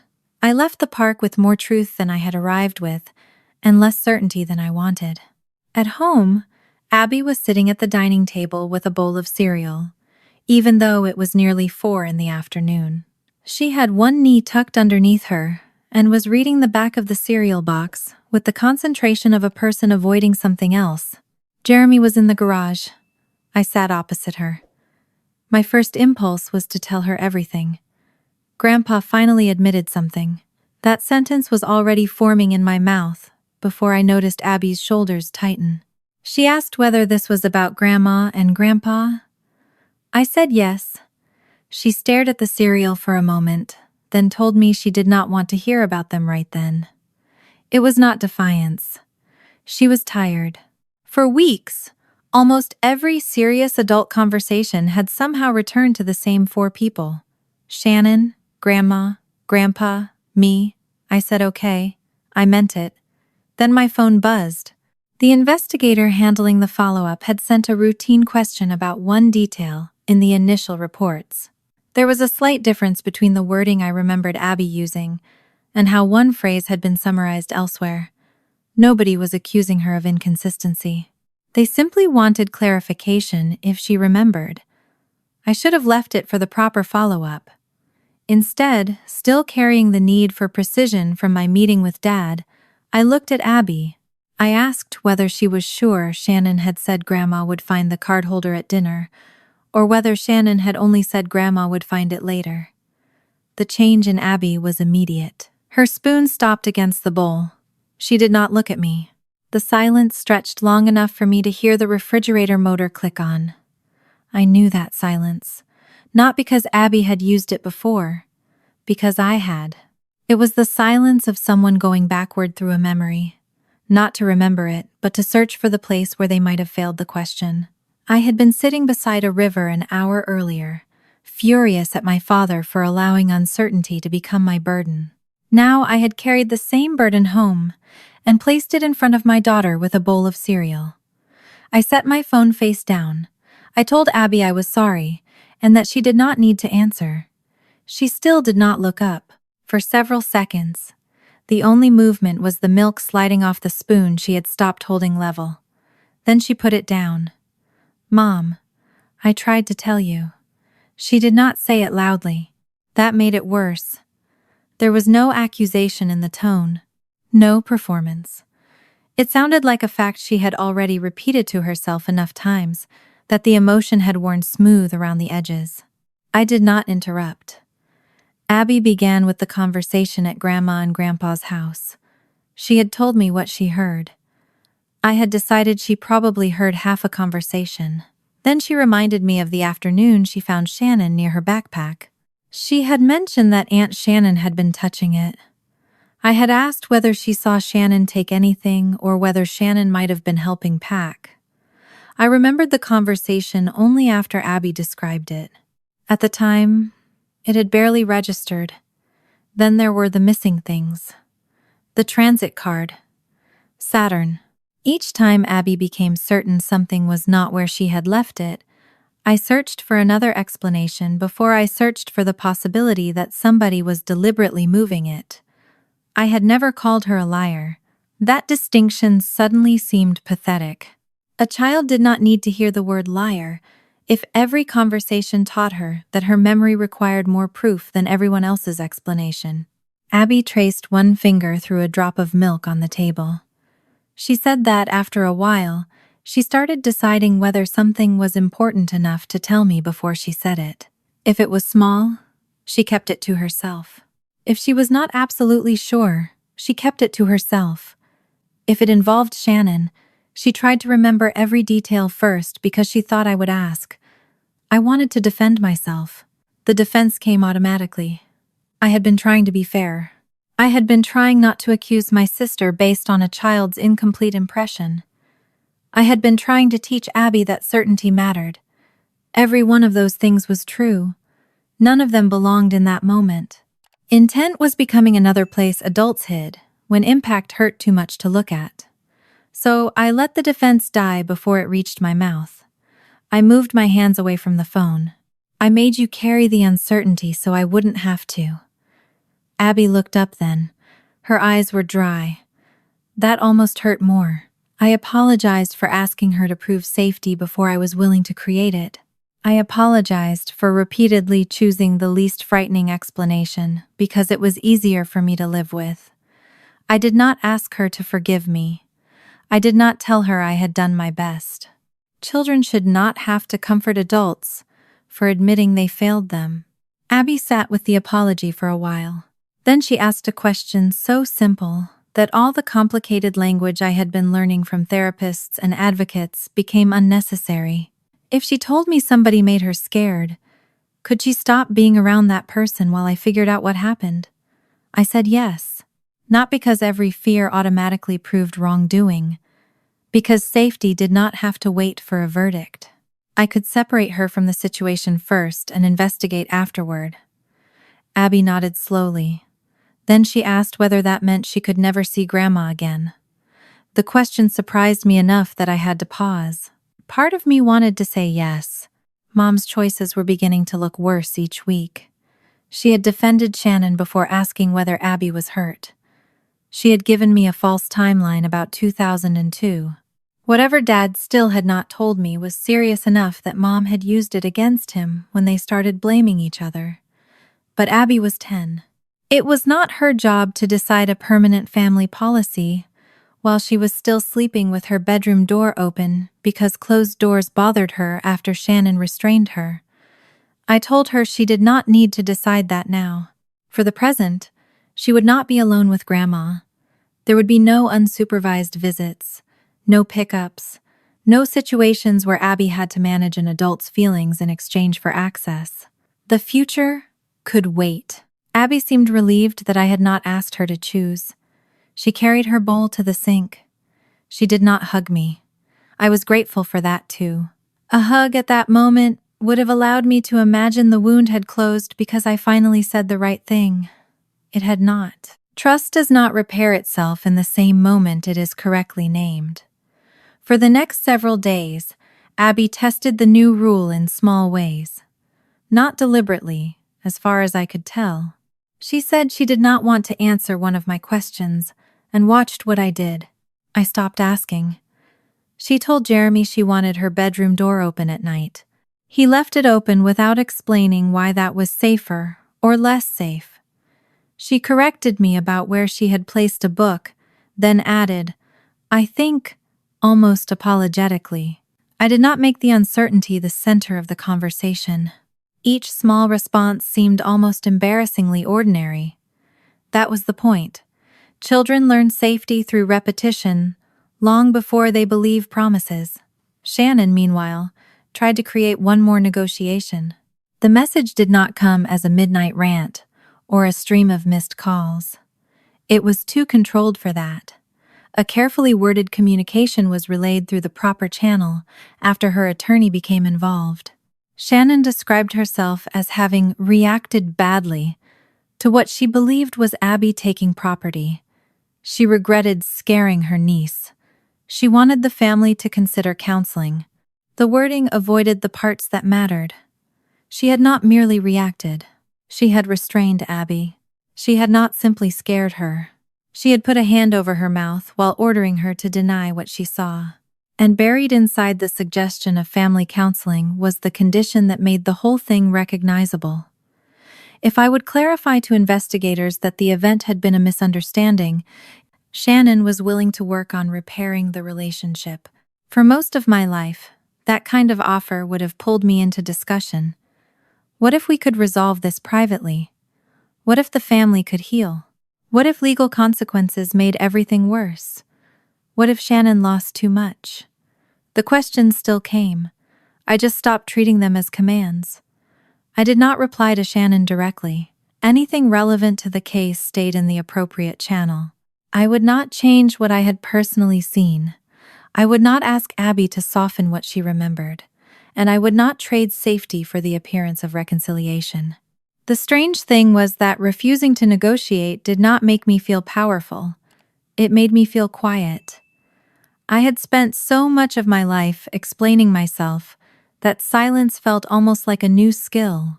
A few days later, Mom called again. I almost let it go to voicemail. Then I answered, because something in the timing made me think Dad had finally told her about our meeting. I was right. Mom was furious that he had admitted having doubts before I was sent away. She said he was rewriting himself as the hesitant parent now, because it was convenient to let me blame her for the final decision. There was truth inside her anger. Dad had spent years hiding inside passivity. I had always remembered Mom as the architect of that summer, because she filled out forms and spoke to staff while Dad carried suitcases and drove the car. But a person who follows a harmful decision is still making decisions. Mom said he knew far more than he was admitting. I did not need her to repeat the line she had already given me about the night before I left. It had brought me to the park in the first place. What mattered now was that, after hearing how Dad described his role, Mom was insisting he was still minimizing it. How much more? Her answer was not a new revelation. It was a refusal to let him hide inside the word doubt. She told me again that I needed to ask what he had actually seen. Not what he suspected. Not what seemed strange. What he saw. After the call ended, I went outside. Jeremy was repairing a loose latch on the side gate. Abby sat on the back steps, drawing something with chalk on an old piece of cardboard. Neither asked about the phone call. For a while, I watched Jeremy test the latch twice. There are moments when a family changes quietly, not when someone makes a speech, when they stop demanding immediate access to each other's pain. I walked to the far side of the yard and called Dad. He answered on the fourth ring. I told him Mom had spoken to me. He sighed. Before he could begin explaining their marriage, I stopped him. I said I was not calling to decide whether Mom or Dad deserved more blame. I wanted one thing, the truth about the night before I was sent away. Dad was silent long enough that I could hear wind moving across the phone. I asked whether the doubts he had described at the park were based only on where the badge was found and how Shannon behaved afterward. He did not answer. The quiet confirmed something without telling me what. I pressed no further than necessary. I told him that if there was something he had directly witnessed, he needed to stop calling it doubt. Another silence. Then my father said the sentence that finally destroyed the last safe version of his role in my childhood. I should have stopped the car the next morning. I should have stopped the car the next morning. My father's sentence stayed in the yard after the call ended. Jeremy was still near the side gate, one hand resting on the loose latch he had been fixing. Abby sat on the back step with chalk dust along the side of her palm. The sun had dropped low enough that the shadow of our fence cut the lawn almost exactly in half. Nothing around me looked changed. The neighbor's sprinkler kept ticking over the grass while Dad's sentence rearranged what I knew. He believed he should have stopped the car, but he still had not told me exactly why. I had spent too much of my childhood being asked to make certainty out of whatever adults were willing to give me. I was not going to fill in the rest of my father's confession for him. I knew he had seen something. I knew it happened before I was sent away. I knew Mom knew enough about it that she wanted me to ask what he had seen, instead of merely what he suspected. Everything beyond that was still unknown. I walked back toward the house. Jeremy looked at my face, set the screwdriver down, and waited. I told him Dad had finally admitted the problem was not simply doubt after the fact. There had been something concrete enough that he believed he should have stopped the car the next morning. Jeremy did not ask me to call him back. He did not say we should drive to my parents' house. That restraint was new for both of us. A month earlier, he would have moved immediately toward action. I would have resisted simply because he was pushing. By August, we were starting to recognize the shape of that dance before stepping into it. I told him I needed Mom's version next. He nodded and went back to the gate. Abby looked up from her cardboard and asked whether Grandpa had said anything bad. I crouched beside her. The chalk drawing looked like a house, though one wall leaned enough to make the structure impossible outside a 10-year-old's imagination.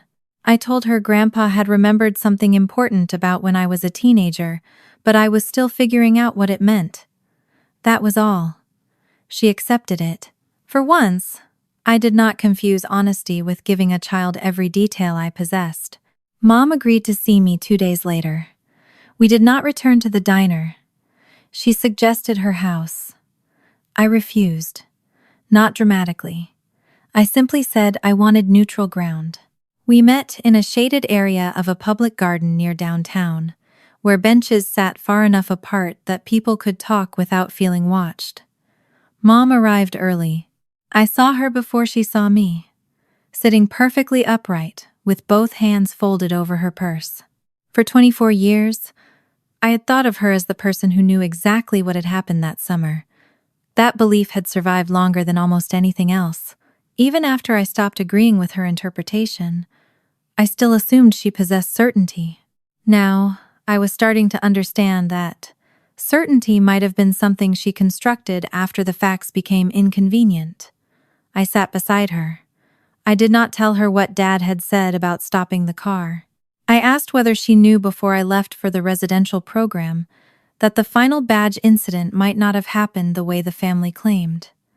Mom looked toward the flower beds. Her answer began with context. That was always where she went when a simple answer threatened her. She reminded me that by July 2002, the house had become unbearable. She and Dad were fighting. Shannon was preparing to leave for college. I was angry constantly. There had been months of missing objects, denials, and accusations. The program had been researched, scheduled, and paid for. Relatives already knew something was wrong. She talked about exhaustion, as though exhaustion altered facts. I waited. Eventually, she admitted that the night before I left, Dad told her something about the badge, made him question whether the final incident was reliable. She still avoided saying what. But she no longer claimed. The first doubt appeared months after I came home. That mattered. It also made the version she had given me at the diner impossible. I reminded her what she had told me then, that she first caught Shannon hiding or moving something after my return. Mom did not deny saying it. She said that was the first time she personally caught Shannon doing anything. The distinction arrived smoothly. I almost admired it. The statement at the diner had been technically narrow enough for her to defend now. She had said when she first caught Shannon. She had allowed me to understand it as the first time either parent had reason to question the story. Those were not the same thing. That was how Mom survived contradictions. She made them smaller. I asked why Dad's concern had not stopped the trip. Her shoulders stiffened. The answer that followed was not one I would have believed if somebody had summarized it for me. Hearing it in her own calm cadence made it worse. The program was already arranged. Everyone had been told. Shannon had only a few weeks before moving into her freshman dorm. Dad's concern centered on one incident, Mom insisted, while the larger pattern remained. Whatever had been wrong with the badge discovery, she said, it did not erase the other missing objects or the arguments that came before it. When I asked exactly what Dad had told her that night, she retreated into qualification. He had seen enough to make him deeply uncomfortable, she said, but she still would not name what he saw. The family story survived by making certainty the responsibility of whoever challenged it. I asked Mom how many of the earlier missing items Shannon had helped find. She said she could not remember. I did. Not everyone. Enough. The partial intake record listed Shannon repeatedly as the family member who either noticed an object missing or later identified where it had been recovered. Mom knew I had the pages. She dismissed their significance by reminding me that Shannon lived in the same house. Of course she would have participated in searches. That was true. It was also the problem. The old story worked because every event supported the next. Something disappeared. I denied taking it. Shannon found it. My denial became evidence that I was dishonest. Then the next thing disappeared. By then, my denial carried less weight because I had supposedly lied before. Another object was recovered. The recovery made the earlier accusation seem even more credible. The incidents were not independent. They authenticated one another. If the person repeatedly helping create those confirmations was unreliable, the entire chain deserved examination. Mom did not want to examine the chain. She wanted to isolate the final badge. Even if Dad had been right about that one event, she argued, there had been other problems, other arguments, other missing objects. I had been increasingly angry and oppositional. I looked at her hands. Her fingers had begun smoothing the leather strap of her purse over and over. That motion told me more than her tone did. Mom was not recalling a decision she still felt certain about. She was defending a decision she had needed to remain certain about. I asked her one question. If she had learned the night before I left that the strongest final proof might have been manufactured, why was the answer still to put me in the car rather than stop long enough to recheck everything? Mom's mouth tightened. She said stopping at the last minute would have created chaos for both daughters. Shannon was leaving for college. I had already become convinced everyone was against me. Canceling the program, in her view, would have taught me that if I fought hard enough, every consequence could be escaped. There it was. Not evidence, discipline, image, momentum. Adults who had committed themselves to a decision and needed the child to carry the uncertainty so they would not have to. I did not argue point by point. There was no value in telling Mom what any 15-year-old could have told her. Being wrongly accused and resisting punishment was not the same thing as manipulating adults to avoid consequences. She already knew the argument. She had simply chosen the other interpretation. I left the garden without asking for forgiveness or offering it. For years I had imagined that if my mother ever admitted she had doubted the story before sending me away, I would demand explanations until she broke. What actually happened was quieter. I became tired. Not physically tired. Tired of the endless negotiation over whether harm counted if the person causing it could explain why they thought it was necessary. At home, the current case had continued moving while my family argued about 24-year-old language. That difference mattered. The criminal system was concerned with July 2026, not with repairing my childhood. The reports, photographs, my eyewitness account, and Abby's interview had gone to prosecutorial review. What made the restraint more serious than a brief unwanted grab was the sequence Abby described. She tried to leave for the kitchen. Shannon stopped her, pulled her back toward the bedroom, closed off the exit, and held her down, while ordering her to deny what she had seen. No one promised me a charge, a conviction, or a sentence. By then, I had learned what certainty sounded like when adults used it irresponsibly. The legal update took less than 10 minutes. The emotional consequences took the rest of the week. One evening I found Abby sitting on the floor beside her bed, sorting markers into color families. She had started doing that lately, small tasks with obvious answers. Blues went with blues. Caps matched tips. There was comfort in a problem where the rules could not change after she acted. I asked whether she wanted to know a little more about what had happened to me when I was 15. The question itself was progress. Months earlier, I would have assumed information was inherently good and begun talking. Abby thought about it. Then she asked only one thing. Did they believe you? I sat down against the opposite side of the bed. Not when it mattered. Her fingers stopped over a green marker. She nodded. Then I don't need the rest today. I let her return to the markers. No wounded reaction. No insistence that understanding my past would help her understand hers. She was not my therapist. She was not responsible for carrying the full history that had led me to fail her. Later, after Abby was asleep, Jeremy found me standing in the kitchen staring at a mug I had forgotten to fill. He had learned to ask a question that would once have sounded almost silly. Listen, fix or coffee? I looked at him. Coffee first. He filled the mug. Then I told him I needed him to listen. That was the whole conversation. Or, at least the part that mattered. I summarized what Mom had admitted. She knew before the trip that Dad's certainty about the badge had collapsed. But she let the plan continue because she believed the larger pattern still justified it. Jeremy did not say what he thought of her. He did not need to. He stood across the counter with both palms wrapped around his own mug and listened until I ran out of words. For years, I had thought intimacy meant somebody knowing how to solve me. That summer, I learned it could mean somebody refusing to take over. The next break in Shannon's present-day narrative came from a relative I had not spoken to about the details. My aunt called again. The first time, she had confirmed that Shannon was questioning Abby's reliability before the bedroom incident. This time, she had been thinking about the exact wording, because an investigator had contacted her. She remembered Shannon asking whether Abby had started lying about family conversations, not losing things, not merely being forgetful. Family conversations. The distinction made my stomach tighten.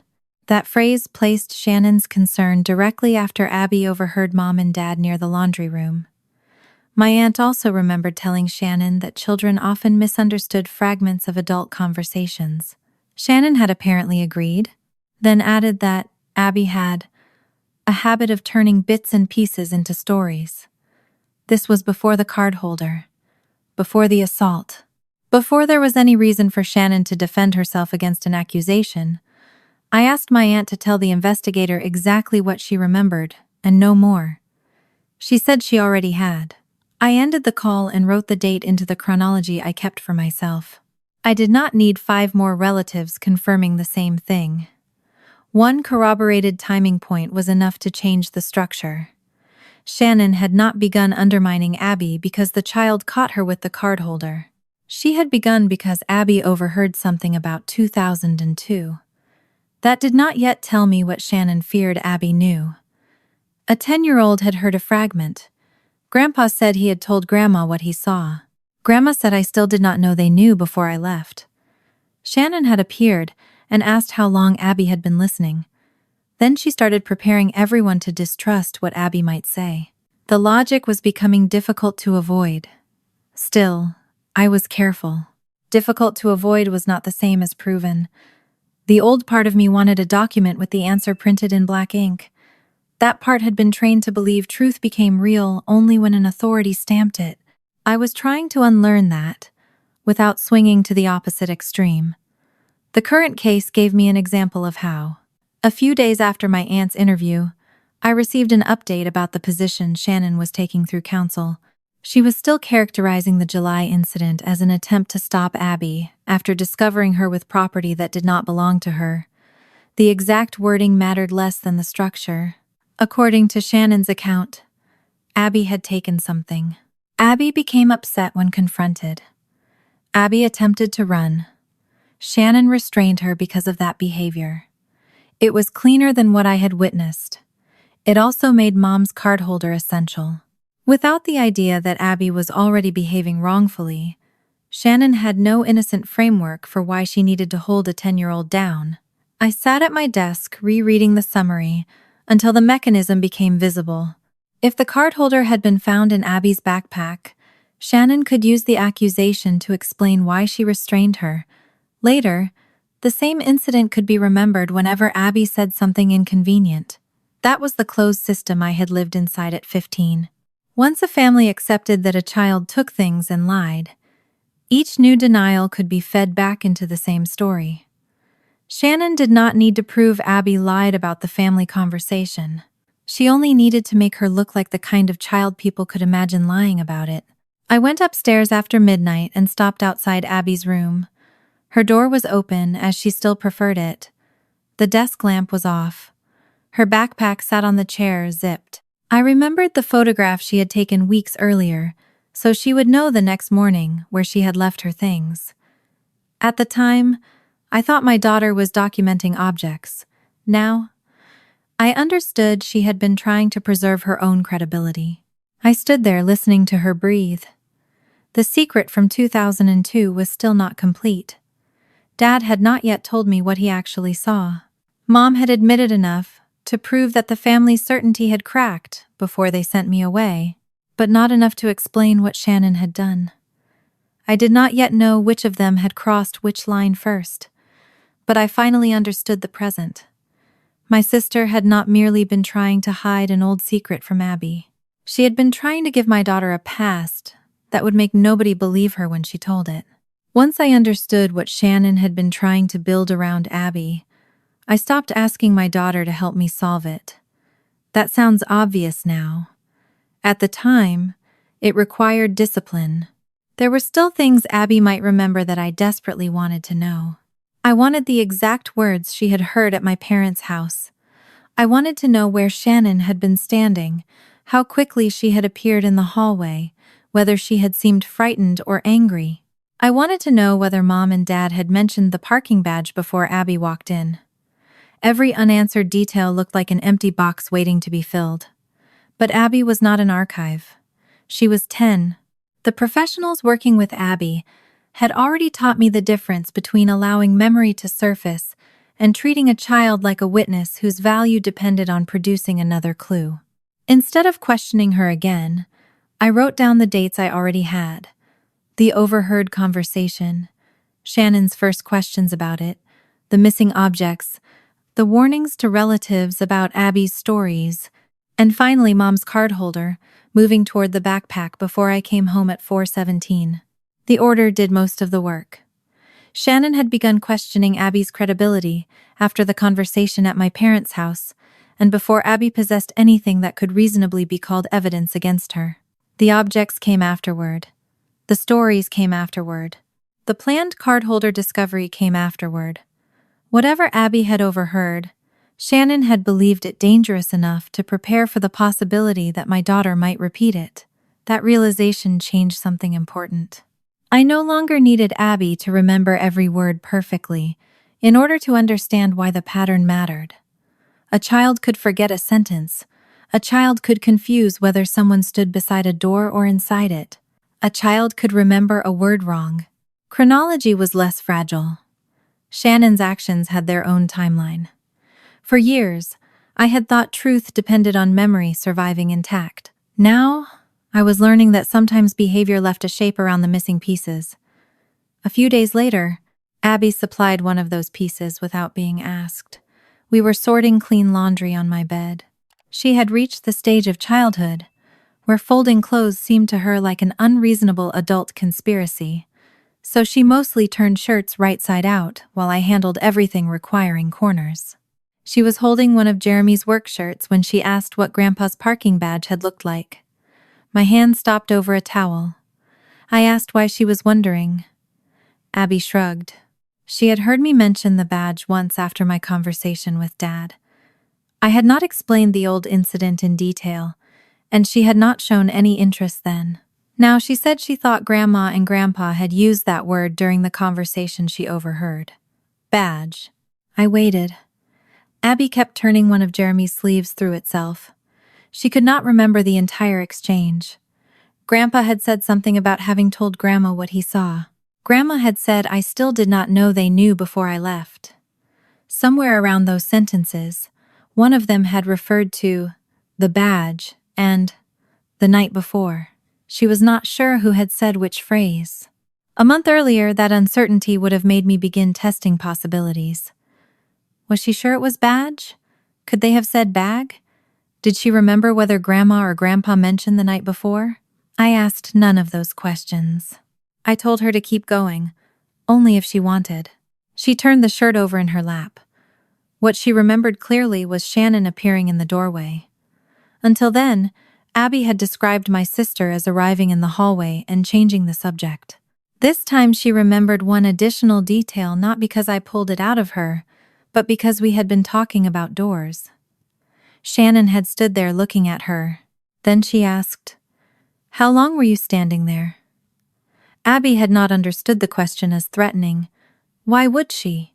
Adults ask children things like that constantly. How long have you been awake? How long were you outside? How long have you been waiting? At 10, context does not automatically turn an ordinary sentence into a warning. She had told Shannon she did not know. Then, Shannon redirected everyone toward dessert. Abby returned to turning Jeremy's sleeve.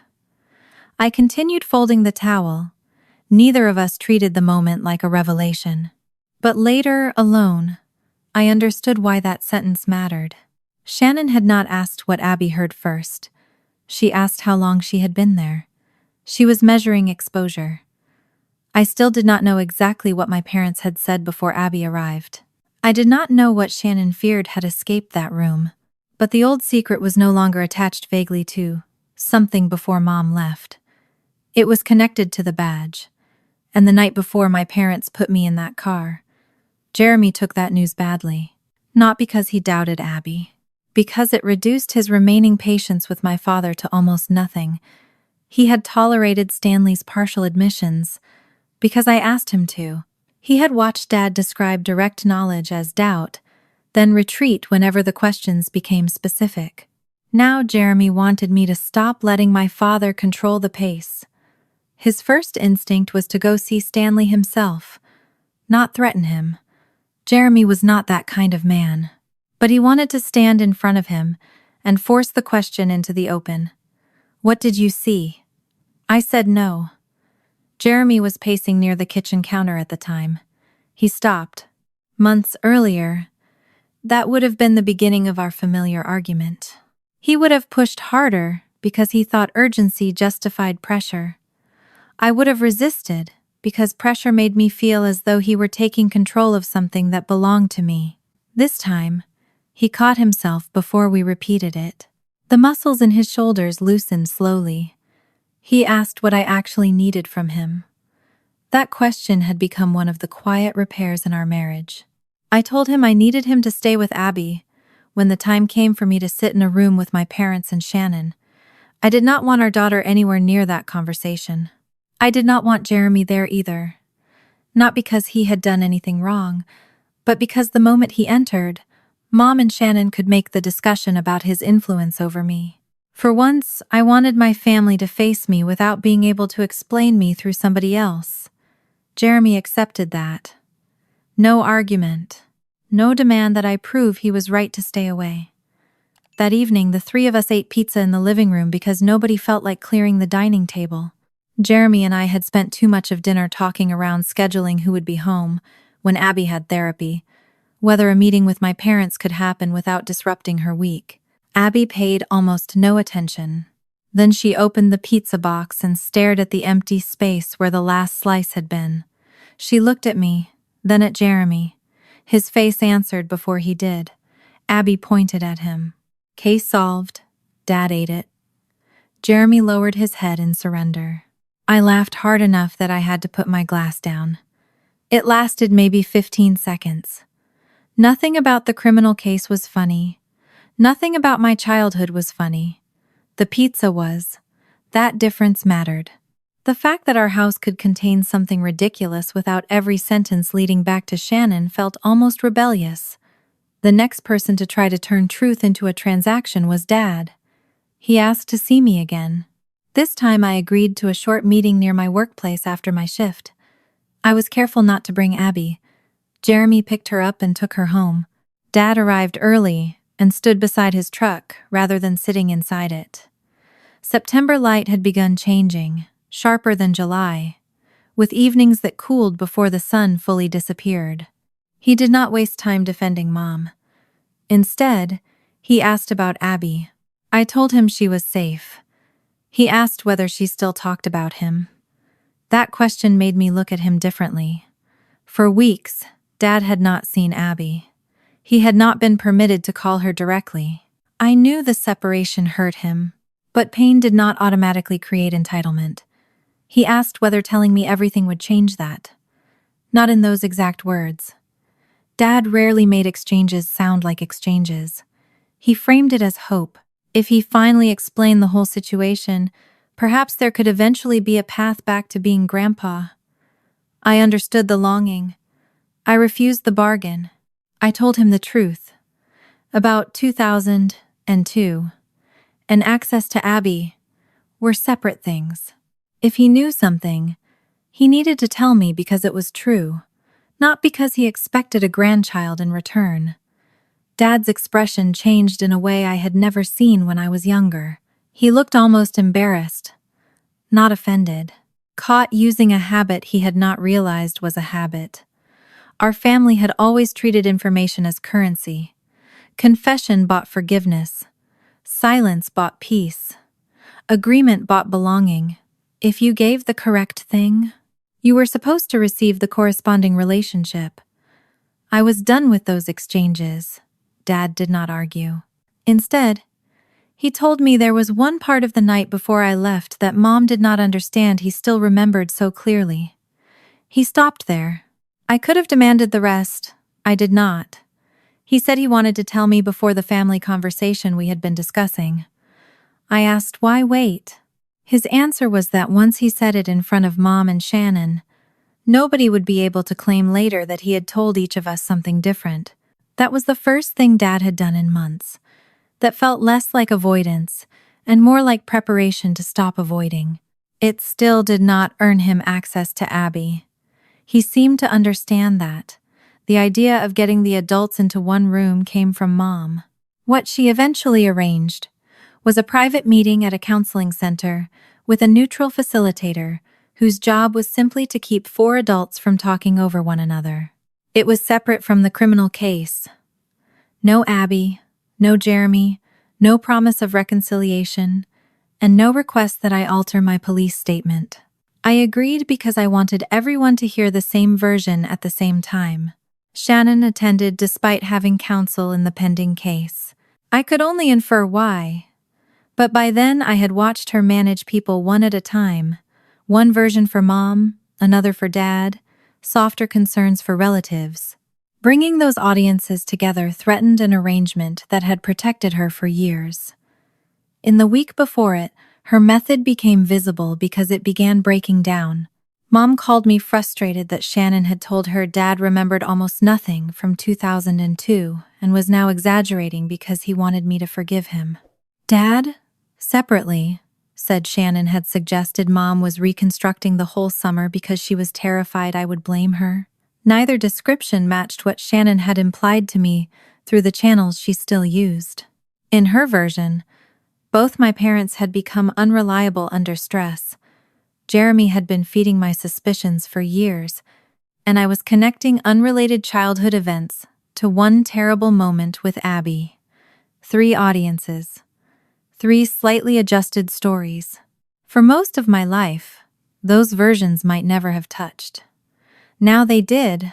I did not need to expose Shannon theatrically. Mom discovered one contradiction because she spoke to Dad. Dad discovered another because Mom repeated something Shannon said. I learned enough from each to see the compartments collapse. For the first time, nobody could keep saying, "That isn't what she told me," without somebody else being present to answer. She told me something different. Shannon had built authority by standing between people. We were removing the space between us. That did not mean Mom and Dad were suddenly on my side. They were not. Mom still believed I had turned the current situation into something larger than necessary. Dad was still trying to separate cowardice from responsibility. Shannon was still insisting that Abby had misunderstood what happened. Nobody had joined Team April. I did not want a team. I wanted the versions to stop changing depending on who was listening. The evening before the scheduled meeting, Dad asked to see me one more time, only for a few minutes. I almost refused. Abby was home. Jeremy was finishing work. I had already spent too many evenings losing time to conversations my parents should have had with me 24 years earlier.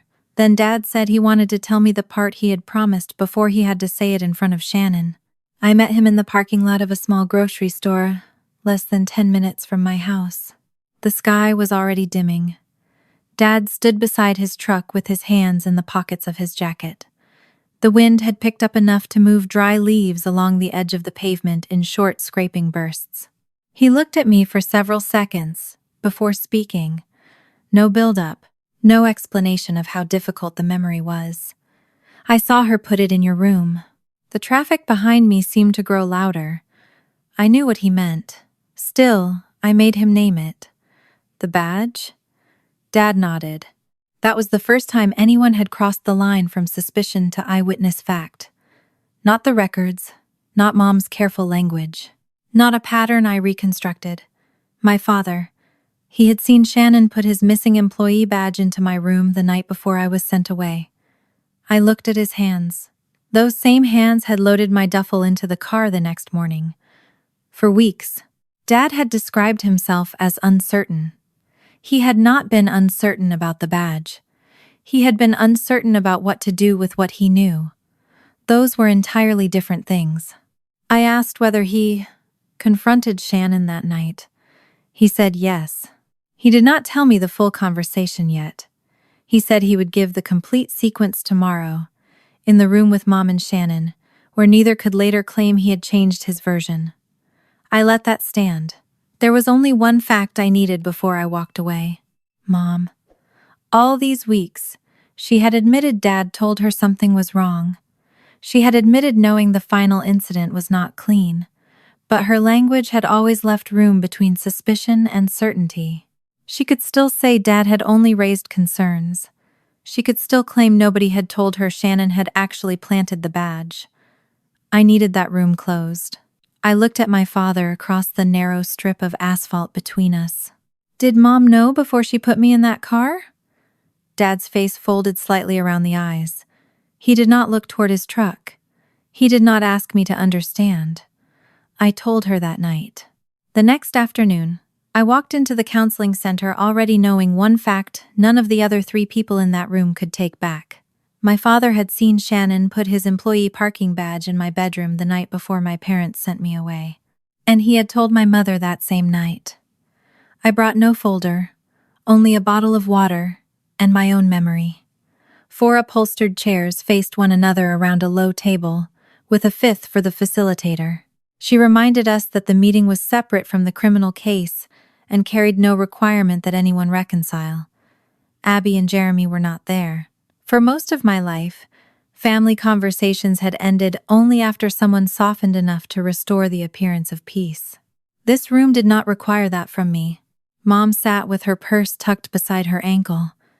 Dad kept both hands on his knees. Shannon sat farthest from me, her back straight and her expression controlled enough that a stranger might have assumed she was the least emotional person there. Her attorney had apparently advised her not to discuss the facts of the current criminal case. She had come anyway. That told me more about Shannon than anything she said during the first 10 minutes. She believed silence was more dangerous than speaking. Silence meant the rest of us could define what happened without her.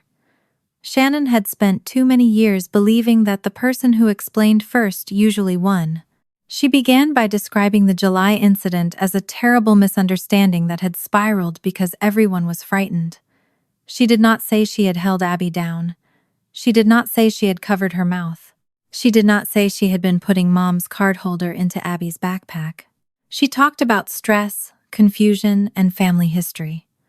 The facilitator eventually stopped her and reminded us that the purpose of the meeting was not to litigate the pending case. I was grateful. I had no interest in debating the bedroom. I had walked into that room. My statement existed. The photographs of Abby's wrist existed. Abby's professionally handled account existed. Whatever Shannon chose to say at this table did not need to become the piece that saved or destroyed the criminal case. I wanted the night in 2002, so I asked Dad to tell it from the beginning. He took a long breath. For several seconds, he looked at Shannon instead of me. Then he began. The parking badge had not simply vanished for no reason. Earlier that week, Shannon had taken it. Dad's badge gave him employee access to a downtown municipal parking area near the fleet offices. At 18, Shannon had begun driving more often and had discovered that the badge made parking downtown easier when she met friends. She had taken it without permission for one of those trips. By itself, that would have been a stupid teenage choice. She could have confessed. Dad would have been angry. She might have lost use of the car for a while. Her image as the responsible daughter would have taken a hit. But by then our family already had another story available. Things disappeared around April. April denied taking them. April became angry when confronted. So, when Dad discovered the badge was missing, suspicion moved toward me almost automatically. I remembered that morning. Mom opening cabinets that could not possibly contain a parking badge. Dad checking pockets and jackets he had not worn in weeks. Shannon helping search. Me standing near the bottom of the stairs, trying to understand why everyone kept looking toward me. I had denied touching it. No one had believed me. What I had never known was that Shannon was standing there knowing exactly why the badge was gone. Dad said she kept quiet because every hour that passed made confession harder. By then, our parents had already been in contact with the residential program. The household had been through enough missing object incidents that the badge became something larger than itself. It became confirmation, the final proof. The evidence that made everyone feel the uncomfortable decision about sending me away had become necessary. The night before I was scheduled to leave, Dad woke sometime after midnight. He could not remember whether he had gotten up for water or because he heard something. That uncertainty did not matter to me. What he remembered next did. He came into the hallway and saw Shannon leaving my bedroom. My door had been partly open. She stopped when she saw him. Dad knew I was asleep. He went into my room. The badge was there, not hidden carefully, not buried underneath clothes. It had been placed where someone searching the room the following morning could find it without difficulty. Dad had already checked that area earlier. That was why his certainty collapsed. He confronted Shannon before waking me. She panicked. Dad's voice weakened as he repeated what she told him. I only wanted to put it back where everyone already thinks it was. I heard myself inhale. For 24 years, I had imagined that badge as an object discovered in my room. Something that appeared there through a mystery I could not explain. It had never been a mystery. Shannon had taken it. Shannon had watched me be blamed. Then, when keeping it became dangerous, she placed it where the family story had already decided it belonged. My room. The mechanism was so simple that it felt obscene. She had not needed to invent evidence from nothing. She only needed to put the object where everyone was prepared to believe it would be found. I looked at Shannon. Her face had tightened, but she did not deny taking the badge. Instead, she said Dad was compressing events that happened when she was 18 and terrified. She had been a teenager. She had been preparing to leave home. She had made a stupid choice and then made another one because she did not know how to get out of the first. I believed some of that. 18-year-olds do stupid things. They panic. They protect themselves. That did not make what happened next inevitable. Dad said he woke Mom. He told her exactly what he had seen. This was the place in the story where for most of my life I had believed my parents still possessed certainty. The place where my mother had believed I took the badge, my father believed I took it, and both adults reluctantly decided I needed intervention. That version died in the counseling center room without anyone raising their voice. Mom did not deny Dad told her. She tried to explain what the knowledge had meant to her at the time. That difference was everything. She had not thought one planted object erased months of conflict. There had been other missing things, other accusations. Other times, I became furious when confronted. The residential program was already arranged. Money had been paid. Intake had been scheduled. Relatives knew I was going away. Shannon was weeks from moving into her freshman dorm. Mom had 2 daughters whose lives, in her mind, were both about to be disrupted by one. They would have to confront Shannon. They would have to tell me they no longer knew whether the story they had repeated about me was true, and Mom believed that would be dangerous. Not physically dangerous, dangerous to authority, dangerous to the structure of the family. She had convinced herself that if they stopped the trip because the badge was planted, I would interpret that as proof that every consequence could be defeated simply by refusing responsibility long enough. Then she finally put the logic into words. One planted thing didn't make everything else false. I looked at her hands. They had not moved from the strap of her purse. I asked her who had helped find most of those everything else incidents. Mom's eyes moved toward Shannon. That was enough. The old records did not prove Shannon had planted every missing item. I still did not know that, and I refused to invent certainty merely because the truth I already possessed was ugly. Some items may genuinely have been misplaced. Some accusations may have started from innocent mistakes. But Shannon had repeatedly been the person who recovered things. Then Dad caught her manufacturing the most important recovery of all. Any reasonable response should have been to stop. Recheck. Question the chain. My parents did the opposite. They protected the chain from the new fact. Mom said she thought they were protecting both daughters. I could hear the belief inside her even now. She had not sat up that night thinking about how to destroy me. That would almost have been easier to understand. She had thought about the appointment, the money, the relatives, the chaos, Shannon's college move, the arguments in the house, her own authority. She had gathered every adult inconvenience on one side of a scale and placed me on the other. Then she called the result help. Dad shifted in his chair. He began saying that Mom had been the one who insisted the plan continue. I turned toward him. He stopped halfway through the sentence. I asked who drove the car the next morning. His shoulders dropped. He did. I asked who signed the consent forms. Both of them. That was all I needed. Dad stared at the floor. The version where Mom decided and Dad merely obeyed had protected him almost as long as the version where I had been the family liar protected everyone else. He had seen the badge. He had confronted Shannon. He had told Mom. Then he woke up the next morning, put my duffel in the car and drove me to a place where professionals were told I fabricated stories after missing items were recovered. He had agency. Silence did not remove it. I drove you, he said eventually. There was no defense attached. For the first time, I believed he understood the difference between confession and excuse.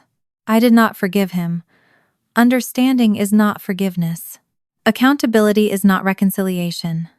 Those were distinctions my family had avoided for years, because collapsing them made everything easier. If someone admitted enough, we were supposed to move on. If someone explained their reasons, harm became complicated. If harm became complicated, boundaries started looking cruel. I was not doing that anymore. Shannon had been quiet while Mom and Dad talked. Now she leaned forward.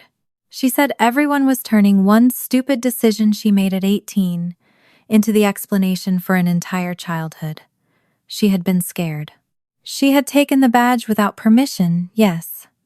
She had put it in my room because she was afraid Dad would punish her just before she left for college. She had not expected the residential program to become what it did. She had not understood I would be gone 8 weeks. There were truths inside that too. At 18, Shannon did not control our parents. She did not sign my admission paperwork. She did not drive me anywhere. I could hold her responsible for what she did without transferring Mom and Dad's choices onto her. So I told her that. Her eyes narrowed slightly, as if she had expected accusation and did not know what to do with precision. Then, I reminded her of the part she could not place inside adolescence. July 2026. Abby. Shannon was 42. She had not been a frightened teenager when she put Mom's card holder toward my daughter's backpack. She had not been 18 when she told relatives Abby was telling stories. She had not been 18 when she stopped my daughter in a hallway. She had not been 18 when I found her hand over Abby's mouth. The past might explain why Shannon knew the mechanism worked. It did not explain why she chose to use it again. That was when she became angry. Not loud at first. Her composure simply became tighter, like fabric pulled too hard across a frame. She said Abby never should have been standing outside an adult conversation in the first place. The facilitator moved slightly in her chair. I did not respond immediately. There it was. The bridge. Not between two crimes. Between two beliefs. In 2002, I had been punished because the family decided the problem was the child denying what adults had already decided. In 2026, Shannon believed the problem began because Abby heard something adults did not want her to hear. Not the secret, the child who carried it. I asked Shannon what Abby's listening had to do with putting my mother's card holder into her backpack. Shannon told me I was distorting everything. She said Mom and Dad were dumping 24 years of guilt on one stupid moment because it was easier than admitting our family had already been a mess. She said Jeremy had encouraged me to see patterns everywhere. She said Abby had always been imaginative. She said if my daughter had not turned every little thing into a story, none of this would have happened. I let her finish. Then I asked the question that had survived every explanation she had given since July. Why were Abby's missing things in her purse? Shannon answered too fast. Because if she kept losing things, people would stop treating every little thing she said like gospel. The air conditioner kept moving cold air through the vent while Shannon's mouth closed. She had not admitted every action, and the criminal case did not depend on this meeting. My account, Abby's statement, and the photographs existed independently. But she had finally said the purpose aloud. If Abby lost enough small things, adults would already have a reason to doubt her when she said something larger. My sister had needed my daughter to look like me, not physically, but in the one way our family had always found easiest to dismiss: unreliable. The facilitator stopped Shannon when she started trying to blame Abby again.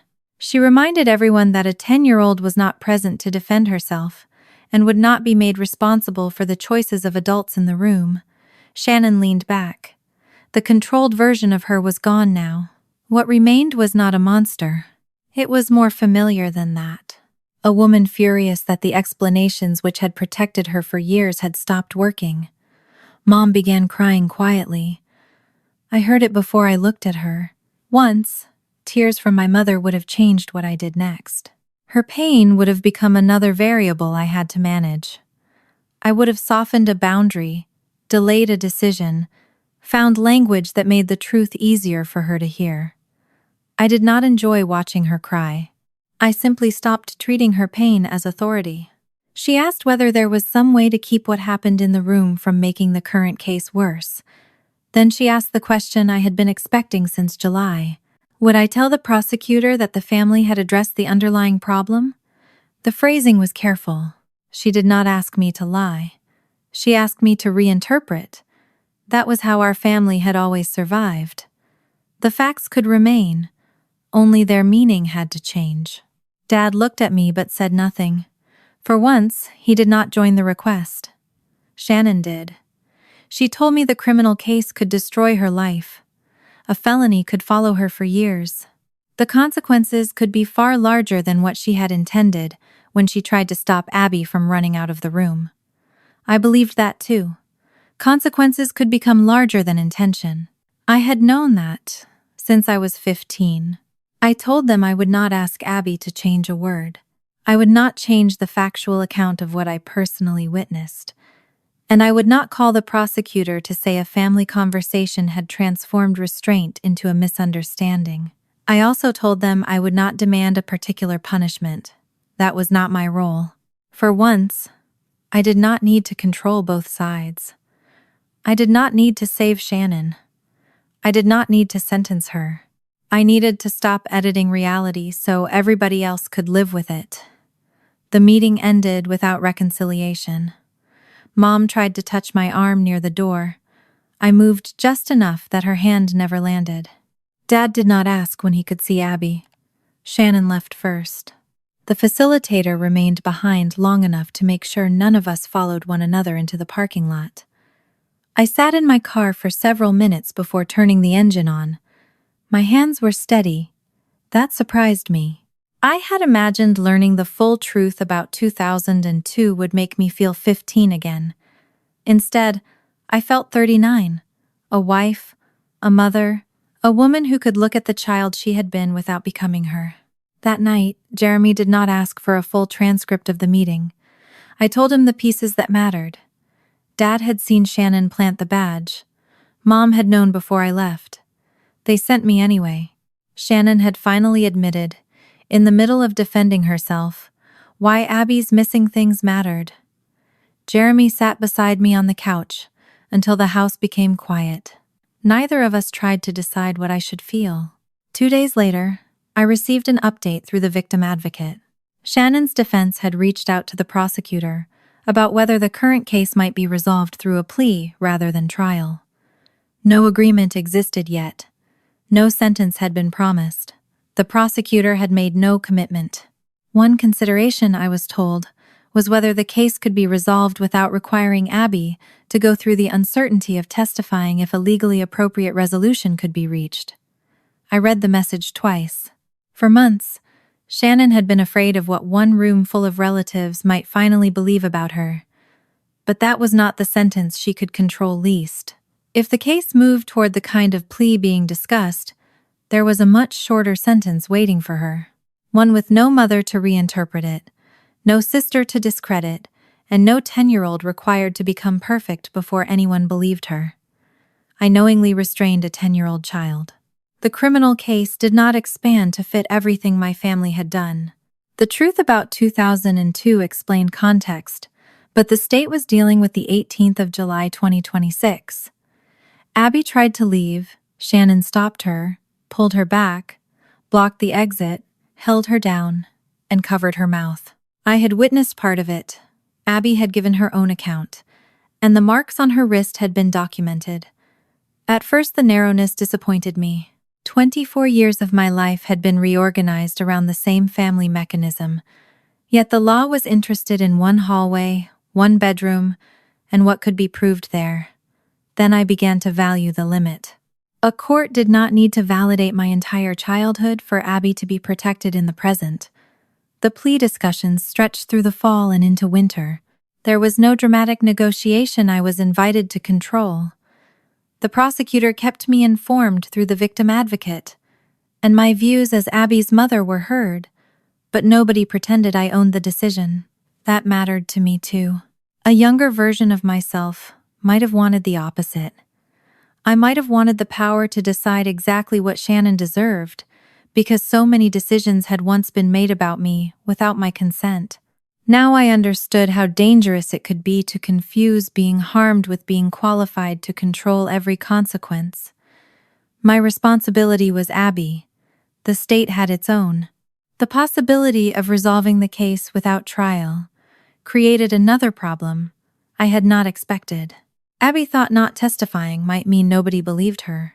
The question surfaced one evening while she was working on a clay model at the dining table. Not Saturn this time. Something that looked vaguely like an animal until she informed me it was supposed to be a dragon and that the missing wings were future engineering. I had told her, in simple terms, that the case might be settled without requiring her to stand in a courtroom and speak in front of Shannon. Her fingers stopped in the clay.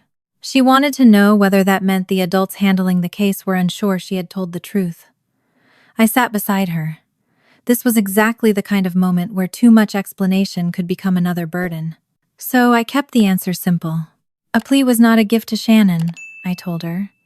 It was one way the prosecutor could resolve the case based on the evidence, the risks of trial, and what the law allowed. If the case ended that way, Abby would not have to prove herself by standing in front of the person who hurt her. She frowned at the clay. But they believe me? I looked at the small line between her eyebrows. I told her the case did not exist because adults had decided she was a perfect witness who could never remember anything incorrectly. It existed because there was evidence of what happened, and because what she remembered mattered alongside that evidence. She seemed to consider the distinction. Then she pushed one thumb into the dragon's side and ruined a row of carefully pressed scales. She swore under her breath, caught herself, and looked at me. I pretended not to hear. Some developmental milestones did not require family discussion. The plea negotiations lasted because the consequences reached beyond a short jail sentence. Since Abby was a minor and Shannon was not her parent, an unlawful imprisonment conviction also carried a kidnapping offender registration obligation under Washington law.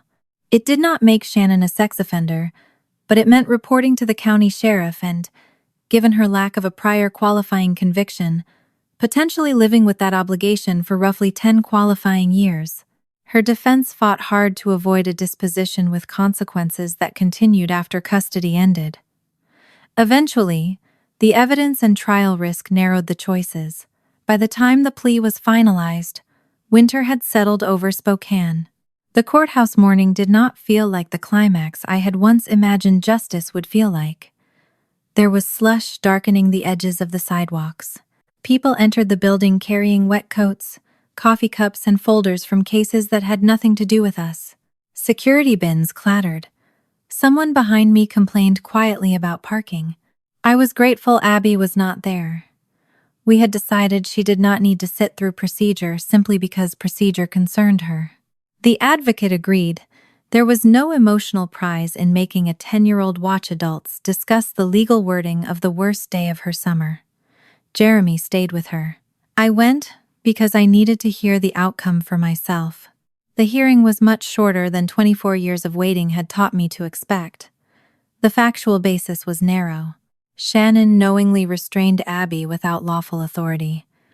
The words sounded clinical beside the image I remembered, but they fixed the act in a record Shannon could not rename. She entered the plea, and the court accepted a felony conviction for unlawful imprisonment.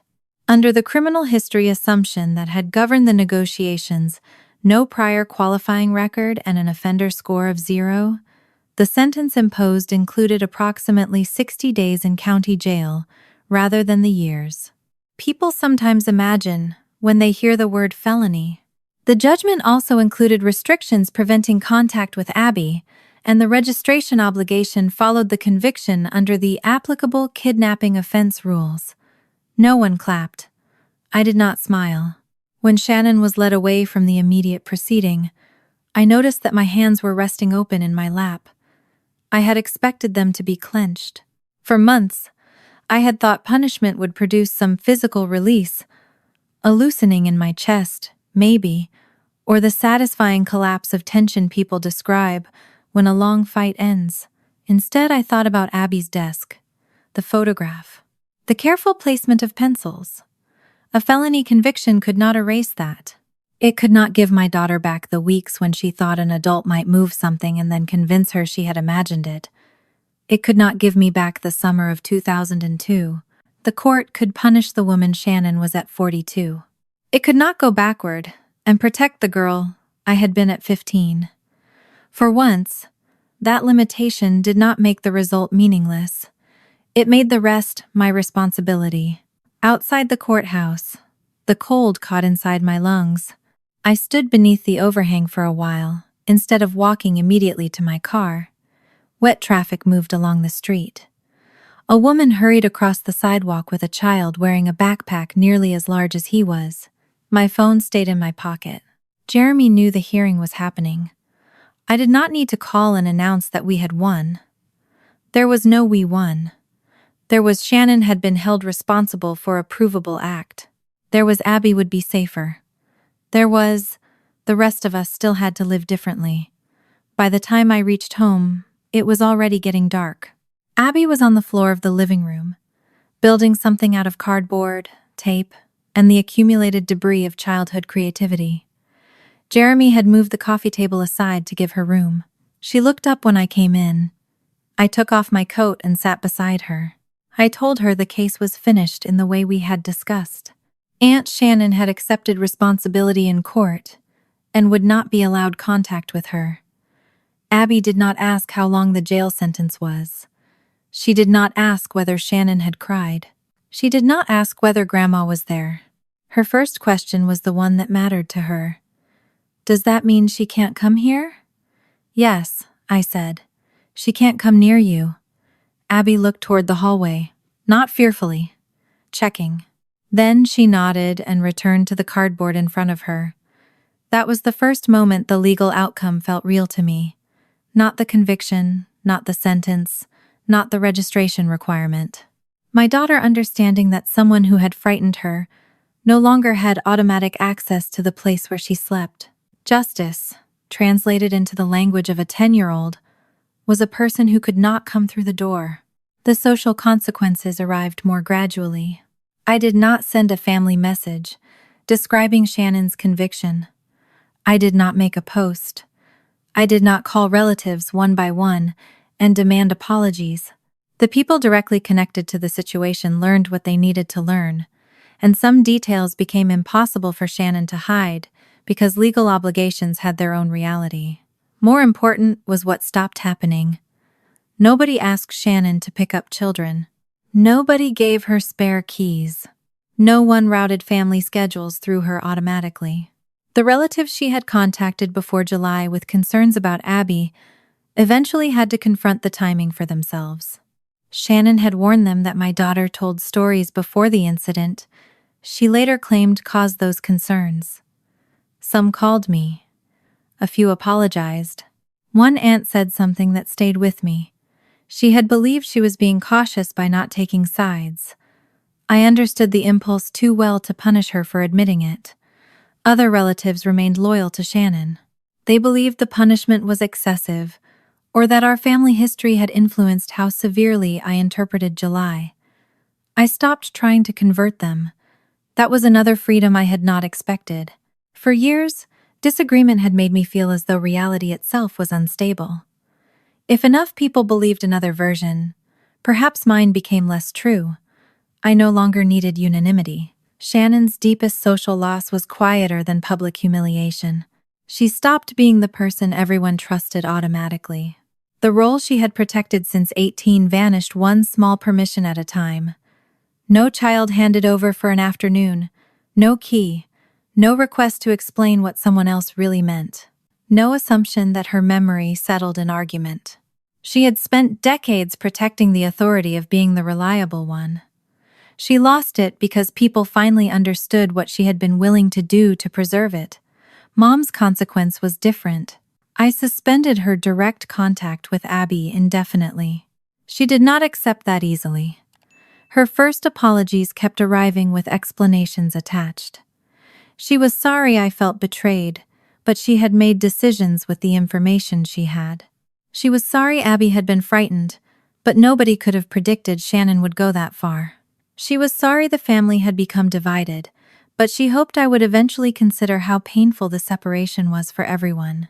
Each apology somehow required the injured person to help Mom survive her own guilt. I stopped answering those. Dad was different, though not forgiven. I allowed him to send written messages through me. He did not have direct access to Abby. He did not call her. He did not come to the house. When he sent a card or a note, I read it first and asked Abby whether she wanted it. Sometimes she did, sometimes she did not. Dad began counseling on his own. I was glad. I also told him, once, that therapy was not a punch card toward grandparent privileges. He understood. At least, he stopped asking what he needed to do to earn a visit. That change mattered more than any promise.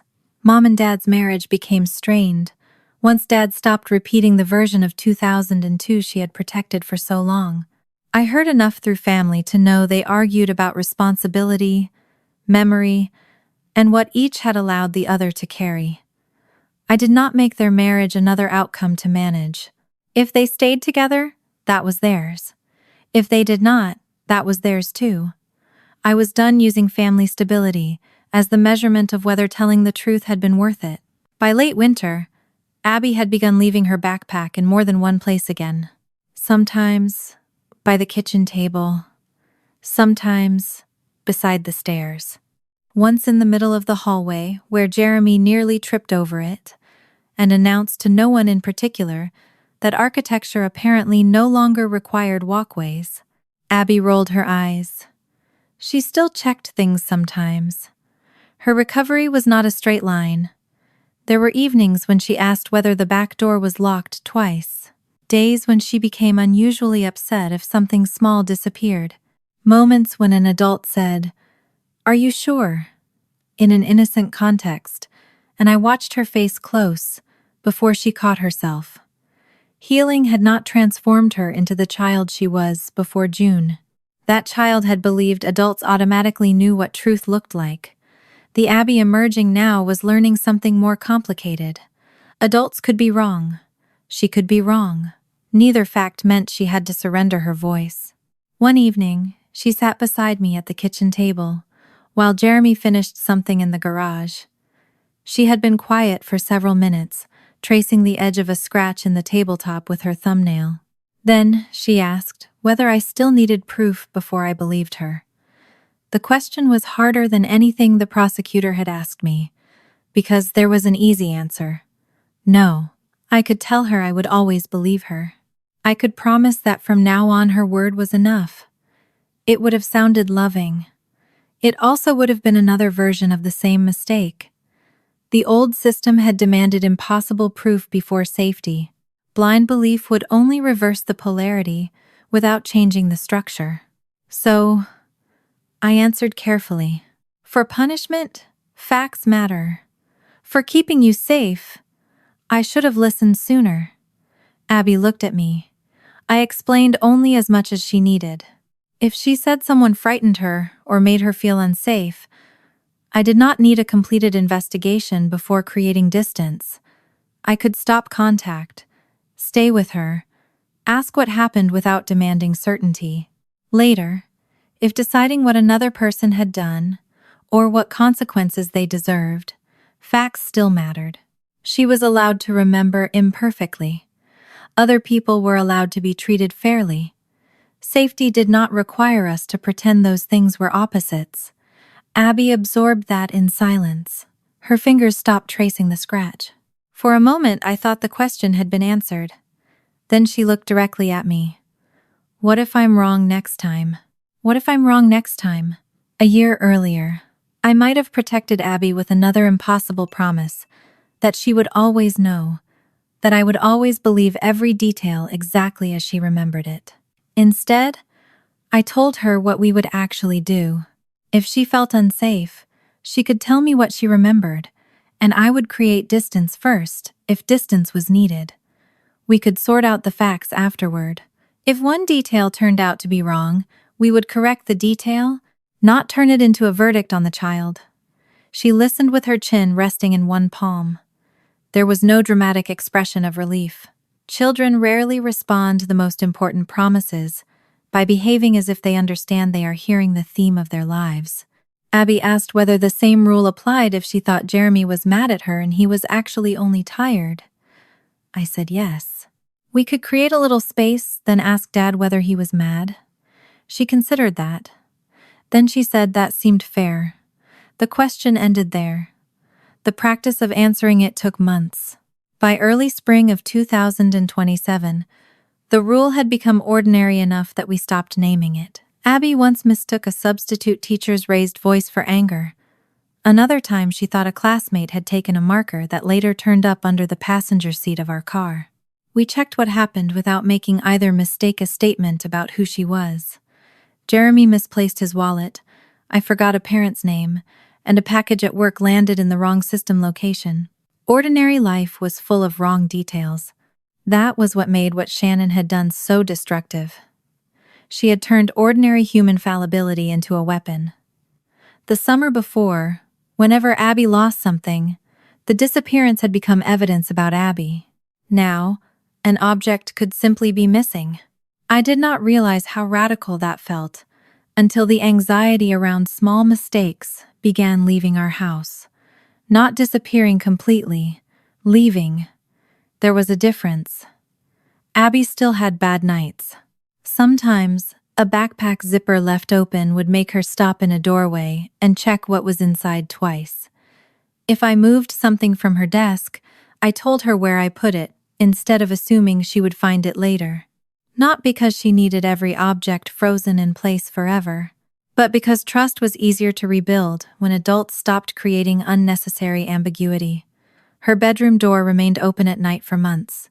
Then one evening she closed it halfway. A week later, all the way, nobody celebrated. I learned that healing often became more stable when nobody forced it to announce itself. The same was true for me. I had spent the previous autumn uncovering my childhood with the intensity of someone trying to survive a flood. By spring, I no longer woke every morning wondering which family lie I would discover next. There were no more large secrets waiting. That mattered. Not because every question had been answered. I still did not know whether Shannon deliberately moved every object that disappeared in 2002. I doubted I ever would. Some might genuinely have been lost. Some might have been misplaced and later recovered honestly. The surviving records were incomplete. Memories had aged. People who once interacted with our family had moved on. I stopped needing the missing pieces to become certainty. One deliberate plant had been proven. My father saw it. My mother knew before I was sent away. They went forward anyway. That fact was enough to change the meaning of the summer. I did not need to turn every unknown into another accusation just to justify what I already knew. That lesson may have been the strangest gift the whole disaster left me. Truth did not require excess. For most of my life, I thought I needed to prove everything, because my family had taught me that anything unproven would be used against me. Now, I could let an unanswered question remain unanswered. There was freedom in that. Abby eventually asked me to tell her a little more about the residential program. Not everything. She made that clear. We were driving home from the library one Saturday when she asked how old I had been. 15. She wanted to know whether I had my own room. I told her no. She asked whether I had been scared. That question I answered differently. I told her I had been angry first, then scared after I understood nobody was coming back early just because I kept saying the same thing. Abby watched houses slide past the passenger window. I did not describe intake interviews. I did not tell her about the girl in the room beside mine, who cried into her pillow at night. I did not explain the sessions where every denial became another example of resistance. I did not make Abby carry details simply because I had carried them alone. The part she needed was smaller. I told her my parents believed sending me away would fix a problem in the family. Before they took me there, they learned something that should have made them stop and reconsider. They did not stop. She asked if Grandpa was sorry. I said yes. Then I added something I had learned too late. A person being sorry did not automatically decide what access he received afterward. Abby accepted that more easily than most adults would have. Children often understand boundaries better when nobody disguises them as punishment. Dad had been writing to her for months by then. Short notes. Nothing manipulative. He told her about a bird feeder he had repaired, asked whether her dragon model ever got its wings, mentioned a ridiculous squirrel that had figured out how to open one of the feeders. He did not write about guilt. He did not ask when she would forgive him. Most importantly, he did not use me as a courier for emotional pressure. One afternoon, Abby said she wanted to talk to him. I asked whether she meant on the phone.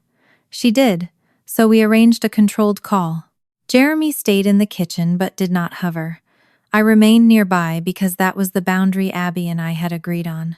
Dad knew the call could end whenever she wanted, and that it did not mean future visits had been approved. Their conversation lasted 12 minutes. I know because I looked at the clock afterward, not because I was timing him.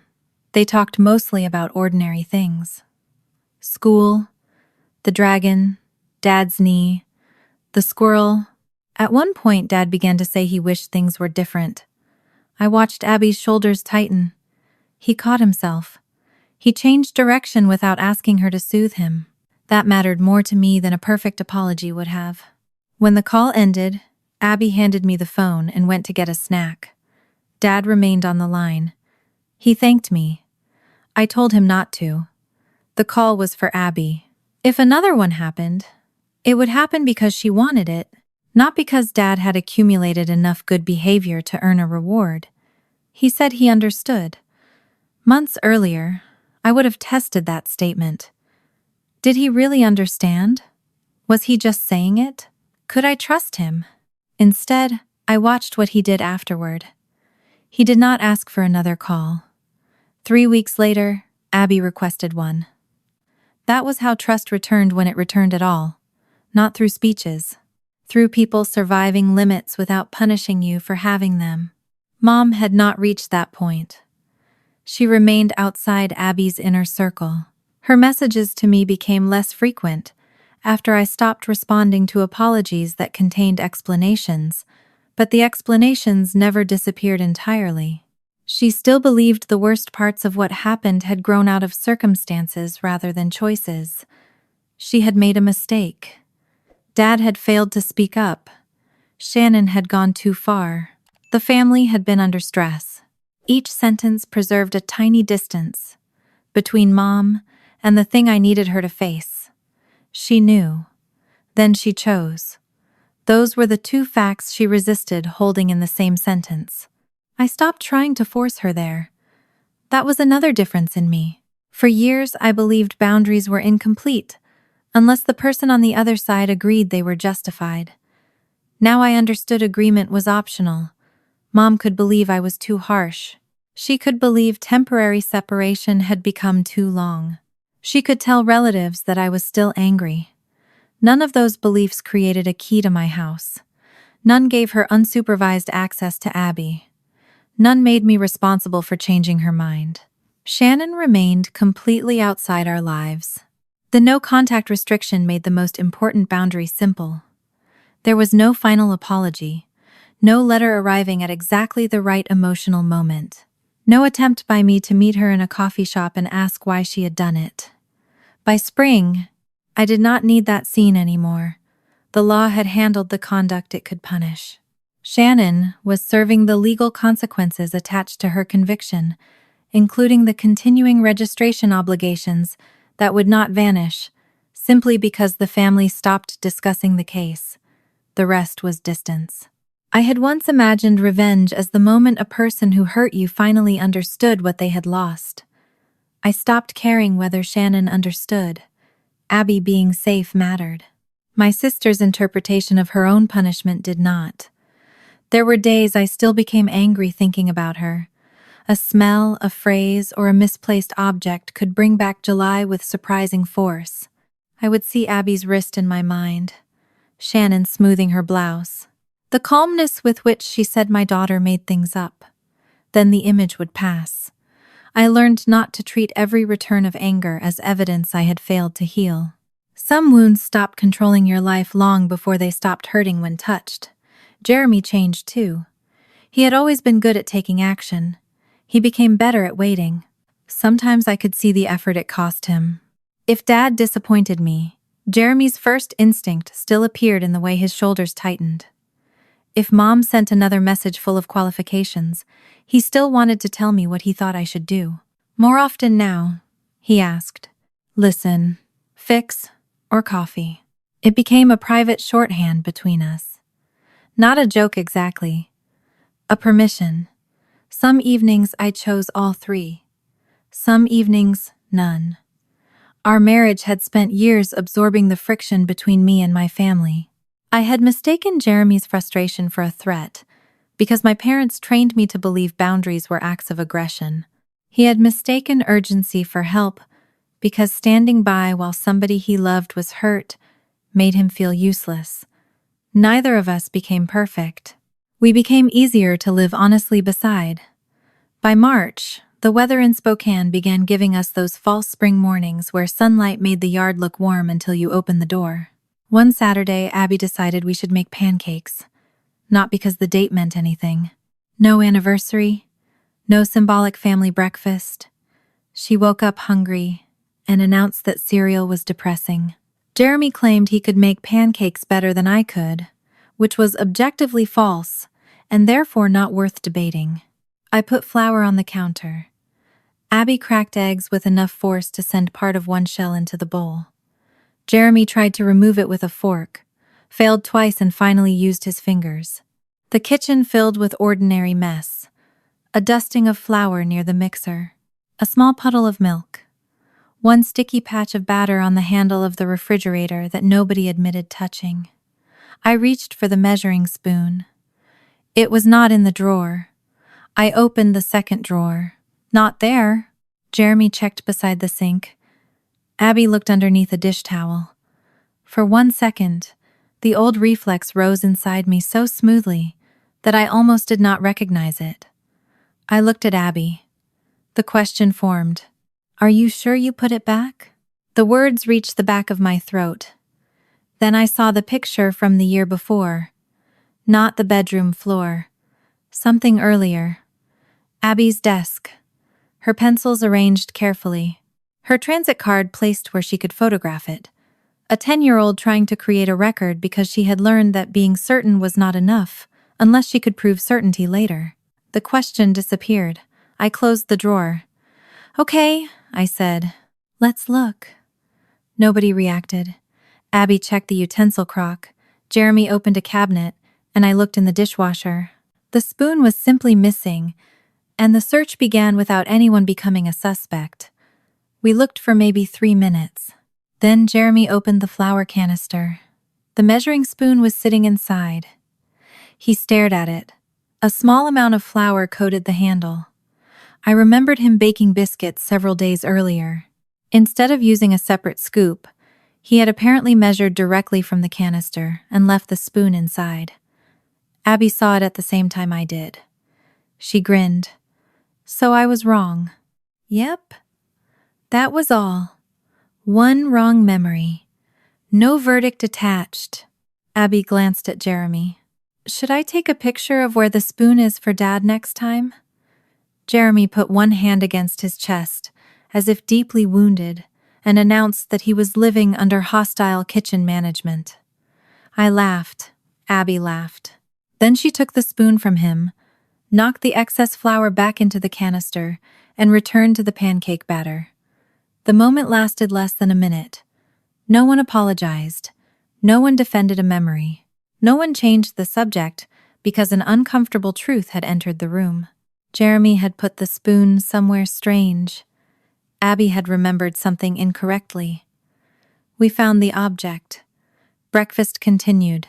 I stood at the stove watching the first pancake bubble around the edges, while Abby argued that the second one should have chocolate chips. Behind me, the measuring spoon sat on the counter. For 24 years, missing things had carried accusations in my family. A parking badge had helped send a 15-year-old girl away. A transit card and a clay planet had taught her daughter to photograph her own desk. A red leather card holder had nearly become the beginning of another child's false history. Now a spoon had disappeared. And nothing terrible followed it. No one needed to be unreliable. No one needed to confess. No one needed to become the family problem. We only needed to look. For the first time in my life, something could be missing without someone having to be guilty.